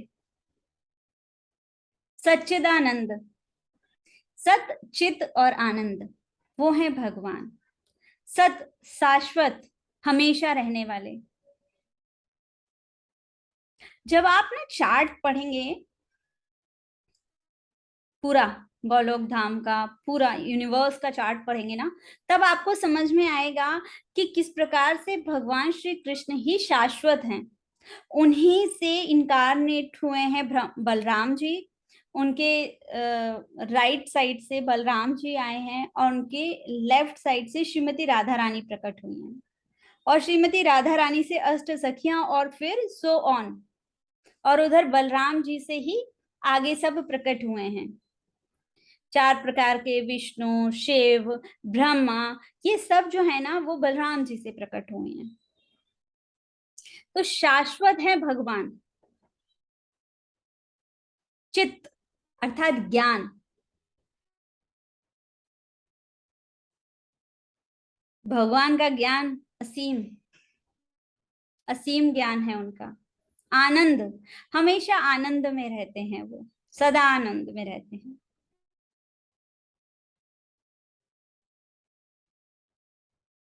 भगवान का जो शरीर है वो दिव्य है, सादांग। इस प्रकार से भगवान श्री कृष्ण सच्चिदानंद विग्रह सदांग ग्रह हैं। हमेशा हमेशा उनका शरीर दिव्य रहता है, सच्चिदानंद है वो। सर्व सिद्धि निषेवितः, सर्व सिद्धि निषेवितः मतलब उनके अंदर समस्त सिद्धियां हैं 100%। किसी में आज भी हैं कुछ लोगों में, पर कम अमाउंट में। भगवान श्री कृष्ण में ये 100% थी। कैसे? योगियों में जो सिद्धि आती है वो भगवान से आती है, पुष्टि हो रही है भगवत गीता 6.47 में। सिद्धियां कौन कौन सी हैं? अणिमा सिद्धि। अणिमा सिद्धि क्या है? लघुतम से भी लघुतर हो जाएंगे, छोटे से छोटा हो जाएंगे, छोटे से छोटा हो जाएंगे। जब अघासुर का वध कर रहे थे ना, तो अघासुर का मुंह बिल्कुल ऐसा विशाल खुलवा लिया था भगवान ने, और तुरंत छोटा सा होके चले गए थे उसके अंदर। महिमा, महिमा सिद्धि, महानतम से महानतम, हैवी से हैवी। जब तृणावर्त उनको उठा रहा था, वो धूल का बवंडर तृणावर्त जब उनको उठा रहा था, तो थक गया। बोले ये कितने भारी हैं। भगवान ने अपने आप को इतना भारी कर दिया था, इतना भारी कर दिया था। लघिमा, हल्के से हल्के, लाइट, इतना लाइट वेट हो जाएंगे पता ही नहीं चलेगा कि है या नहीं है। प्राप्ति सिद्धि, अपनी इच्छा शक्ति से कुछ भी करवा ले। देखिए हमने उदाहरण अभी, जो उनका मन होता है वो करवाते हैं। गोप ग्वालों के संग जो क्रीड़ा खेलनी है उनको, वही क्रीड़ा होनी है। ईशित्वा सिद्धि, अद्भुत चीजों का निर्माण। भगवान श्री कृष्ण से ही सूर्य का निर्माण, पृथ्वी का निर्माण, समुद्र का निर्माण, पूरे जड़ जगत का निर्माण उन्हीं से ही हुआ है। पूरे ब्रह्मांड का निर्माण भी उन्होंने ही किया है। जैसा अभी बताया था कि भगवान श्री कृष्ण से ही बलराम आए हैं और बलराम से ही सभी आए हैं। प्राकम्य सिद्धि, सभी मनोकामनाओं को पूर्ण करना। ब्रज की जो गोपियां थी वो भगवान श्री कृष्ण को अपने पति रूप में प्राप्त करना चाहती थी, तो उन्होंने कात्यायनी व्रत रखा और भगवान श्री कृष्ण ने सभी की इच्छाओं को पूरा किया। सभी की मनोकामनाएं पूर्ण करते हैं, भक्तों की भी मनोकामनाएं पूर्ण करते हैं। आप देखिए अपने जीवन में कितनी कामनाएं ली होंगी, भगवान ने पूरी की, करते हैं भगवान। वशित्वा, भौतिक क्रियाओं को वश में कर सकते हैं। काम वासियायिता, सभी को अपनी ओर आकर्षित करते हैं। भगवान श्री कृष्ण सभी को अपनी ओर आकर्षित कर लेते हैं। अविचिंत्य महाशक्ति, 56वीं भगवान का गुण है ये, अविचिंत्य महाशक्ति, अनेक रूप में विस्तारित कर सकते हैं।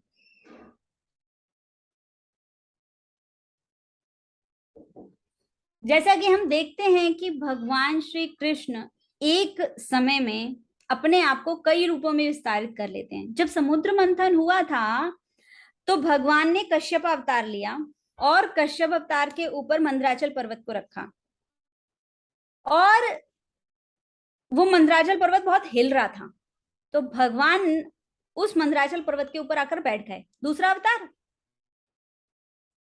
तीसरा अवतार भगवान ने मोहिनी रूप में लिया, तो सभी को मोहित कर दिया और जो अमृत था वो देवताओं में बांट दिया और असुरों को खाली छोड़ दिया।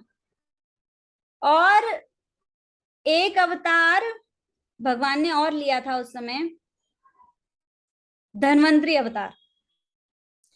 धन्वंतरी आयुर्वेदिक जो निकली है साइंस, मेडिकल निकला है वो धन्वंतरी अवतार भगवान विष्णु का ही अवतार है।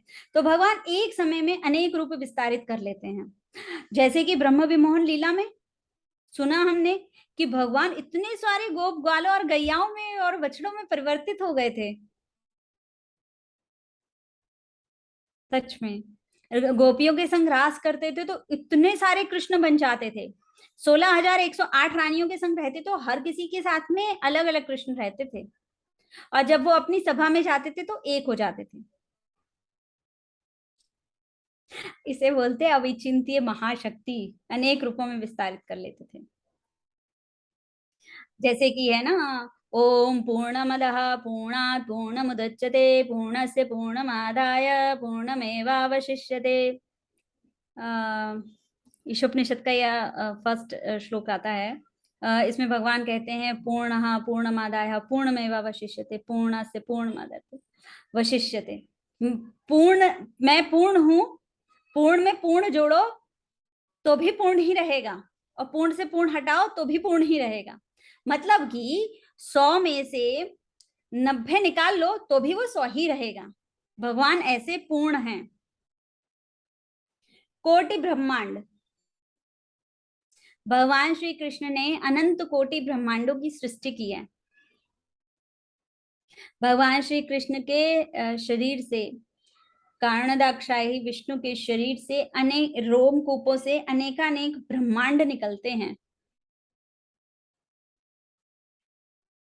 तो इस प्रकार से हम समझते हैं कि कोटि कोटि ब्रह्मांड की उत्पत्ति करते हैं भगवान। अवतार बलि बीज, समस्त कोटि अवतारों के मूल उद्गम है भगवान। सभी समस्त जो हुए हैं, जब हम पढ़ेंगे ना श्रीमद् भागवतम 1.3.28 श्लोक, उसमें हम पाएंगे कि जितने भी ये अवतार हुए हैं ना, वो भगवान से ही प्रकट हुए हैं। विष्णु जी से ही राम अवतार आए हैं, पर कृष्ण अवतार स्वयं पूर्ण थे। सुना था ना हमने पहले दिन, वसुदेव जी के जो पुत्र थे वो वासुदेव थे, और वासुदेव जो थे वो विष्णु जी थे, और कृष्ण जी जो थे वो यशोदा मैया के पुत्र थे। और फिर जब छोड़ने के लिए गए नंद बाबा वासुदेव को भगवान यशोदा मैया के पास में, तो वो मर्ज हो गए। वसुदेव विष्णु जी और कृष्ण जी मर्ज हो गए और वो कृष्ण हो गए। और जब वो वृंदावन छोड़ के जा रहे थे ना, तो कृष्ण जी तो वहीं रह गए और विष्णु जी चले गए। वासुदेव चले गए मथुरा, वासुदेव चले गए द्वारिका, पर कृष्ण नहीं गए। कृष्ण ब्रज में ही हैं, अभी भी हैं, वही हैं वो। अर्थात समस्त अवतारों की मूल उद्गम है भगवान। हतारी गतिदायक, वध किए गए शत्रुओं को भी मोक्ष प्रदान करते हैं। पूतना को माँ का स्थान प्रदान कर दिया और गोलोक धाम दिया उन्हें। जब युद्ध हुआ था, कौरवों का और पांडवों का युद्ध हुआ था, युद्ध के समय जितने भी लोग की मृत्यु हुई थी सबको मोक्ष प्रदान कर दिया उन्होंने, सबको उन्होंने मुक्ति प्रदान कर दी। आत्म राम गणाकर्षी, परमहंसों के आकर्षक। जब चतुष्कुमार जब आए थे भगवान का दर्शन करने के लिए, और जय विजय ने उन्हें रोक दिया, और रोक दिया तो उन्होंने श्राप दे दिया चतुष्कुमारों ने जय विजय को, बोले तुमने है ना असुरों की तरह कार्य किया, इसलिए जाओ तुम जाके असुर बन जाओ, ऐसे करके श्राप दे दिया उन्हें।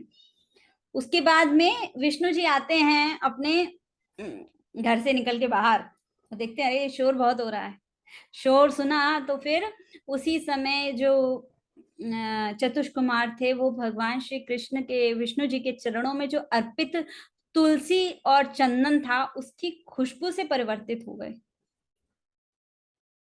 परमहंस हैं चतुष्कुमार, उन वो आकर्षित हो गए, ऋषिजन आकर्षित हो गए, मिथिला वासी आकर्षित हो गए, सब आकर्षित हो जाते हैं भगवान से। मथुरा वासी आकर्षित हो गए कृष्ण से। देखा हमने, अभी सुना हमने, ये हुए 60 गुण जो कि भगवान विष्णु में उपस्थित हैं। 60 गुण हो चुके हैं, ये भगवान विष्णु ने में भी उपस्थित हैं। अब 4 गुण ऐसे हैं जो भगवान श्री कृष्ण में ही हैं, बाकी का किसी में नहीं है। भगवान श्री कृष्ण जो है वो लीला माधुरी है, उनके अंदर लीला माधुरी है, अर्थात लीलाएं करते हैं वो, अनेकानेक लीलाएं करते हैं भगवान श्री कृष्ण। इतनी लीलाएं कोई भी अवतार में नहीं हुई हैं, राम अवतार में भी नहीं हुई है, नरसिंह अवतार, वराह अवतार, कूर्म अवतार, मत्स्य अवतार, किसी भी अवतार में नहीं हुई है जितनी कृष्ण अवतार में हुई हैं। अनेकानेक कथाएं, अनेकानेक लीलाएं की हैं भगवान ने। तो लीला माधुर्य जो है ना वो भगवान श्री कृष्ण में पाया जाता है। प्रेम माधुर्य, सभी प्रेम करते थे उनसे। ब्रज की गोपियां, चाहे वृद्ध गोपियां हो, चाहे युवक यौवनाएं हो, गोप ग्वाले हो, गाय हो, सब भगवान से प्रेम करते थे। यशोदा मैया हो, नंद बाबा हो, कोई भी हो, सब लोग जो हैं वो हर समय भगवान घिरे रहते थे। जो उनको प्यार करते थे ना, उनसे हर समय भगवान घिरे रहते थे। जब गाय चराने जाते थे तो गोप ग्वालों से घिरे रहते थे, बीच में कूद के चले जाते थे गोपियों से मिलने के लिए तो गोपियों से घिरे रहते थे, वापस से घर आते थे तो फिर गोपियों से घिर जाते थे वो। वृद्ध गोपियां जो नहीं जाती थी बाहर, उनसे घिर जाते थे, फिर रात में माता पिता से घिर जाते थे, मित्रों से घिर जाते थे, वापस से खेल को शुरू कर देते थे। इस प्रकार से जो प्रेम माधुर्य है वो भगवान श्री कृष्ण में ही पाया जाता है। वेणु माधुरी, केवल और केवल कृष्ण अवतार में ही भगवान श्री कृष्ण ने वेणु बजाई है, बांसुरी बजाई है। उसी बांसुरी से वो सबको आकर्षित कर लेते थे। जब बांसुरी बजाते थे तो गायें रंभाती हुई आ जाती थी कि भगवान श्री कृष्ण हमें बुला रहे हैं। यमुना मैया सीधी धारा में बहती बहती उल्टी धारा में बहने लग जाती थी, ऐसी वेणु माधुरी थी भगवान की। चंद्रमा अपनी गति रोक देता था। शिव जी, ब्रह्मा जी, देवी देवता सब आकर्षित हो जाते थे। तभी तो शिव जी इतना आकर्षित हो गए थे, तभी वो रासलीला में आना चाहते थे, और इसीलिए वो गोपी बन गए और गोपेश्वर महादेव कहलाए। तो भगवान की वेणु इतनी सुंदर थी, इतना माधुर्य था उनके अंदर कि सब आकर्षित होते थे भगवान से। रूप माधुर्य, रूप माधुर्य में भी हम समझते हैं नारद जी जो थे वो भगवान से इतना आकर्षित हो गए, बोले बोले मैं ठीक है, मैं गोपी बन जाता हूँ। तो नारद जी जो हैं वो नारदी कुंड में स्नान किया और नारदी गोपी बन गए वो। इतना भगवान श्री कृष्ण का रूप माधुर्य था। द्वारिका में भगवान जो थे वो पूर्ण रूप में रहते थे, मथुरा में पूर्णतर रूप में रहते थे, और वृंदावन में पूर्णतम रूप में रहते थे भगवान। भगवान श्री कृष्ण सभी को सभी को आकर्षित करते थे, हर समय सभी के साथ में प्रेम व्यवहार करते थे। भगवान की जो रूप माधुरी थी, जो रूप था, सभी उससे आकर्षित होते थे। तो जो ये रूप माधुरी था भगवान का, ये इतना सुंदर हर रूप में नहीं था। जैसे अनेकानेक भगवान ने प्राकट्य हुए हैं, पर हर रूप में इतना माधुर्य नहीं, इतना रूप माधुर्य नहीं था। कृष्ण रूप में जब जन्म लिया है तो जितना रूप माधुर्य था भगवान का।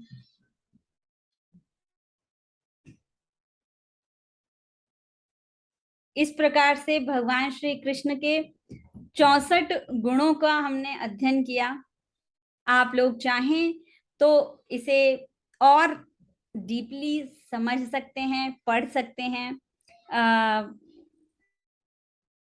श्रीमद श्री श्री चैतन्य चरितामृत में मध्य लीला चैप्टर 23 श्लोक नंबर 70 to 83 पढ़िएगा, अच्छा लगेगा आपको। थोड़ा और डीपली भगवान के आप भाव प्रकट कर पाएंगे, हृदय में भाव जागृत कर पाएंगे। और जानिएगा इसको कि किस प्रकार से हम भगवान की सेवा कर सकते हैं, हम अर्चना कर सकते हैं भगवान की। और जब आप चैंटिंग करें तो आप इस प्रकार से भगवान के जो ये अनेकानेक रूप हुए हैं, अनेकानेक गुण हुए हैं, उन सबको याद कीजिएगा और अपना दिन और अच्छा बनाइए। अभी भी समय है, भगवान को ध्यान कीजिए, चैंटिंग कीजिए, सेवा कीजिए भगवान की, और भक्तों की सेवा कीजिए, और अपना जन्माष्टमी का जो त्योहार है वो और धूमधाम से मनाइए। आगे भी, हमेशा भविष्य में भी आप लोग याद रखिएगा कि भगवान श्री कृष्ण के जो 64 गुण हैं वो किस प्रकार से थे। हर गुण जो है वो किस लीला को प्रदर्शित कर रहा है। हम किस लीला से समझ सकते हैं कि भगवान श्री कृष्ण का ये गुण प्रदर्शित हो रहा है। उसको चिंतन में कीजिए, उसको चिंतन कीजिए, आपको चैंटिंग में पावर मिलेगी, हरिनाम और अच्छे से होगा आपका।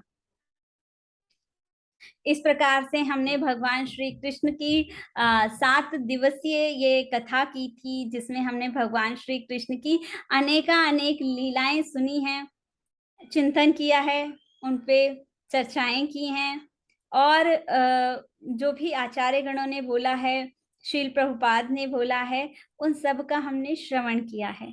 भगवान श्री कृष्ण अपने श्री चरणों में इस छोटी सी एक तुच्छ भेंट को स्वीकार करें, और हम सभी को कृतार्थ करें, कृपा प्रदान करें कि हम सभी आपकी भक्ति कर सकें, हम सभी आपको कुछ तो दे सकें जिससे आप प्रसन्न हो। इस प्रकार से आज के इस सत्र को यहीं विराम देते हैं। हरे कृष्णा। श्रील प्रभुपाद की जय। हरे कृष्णा।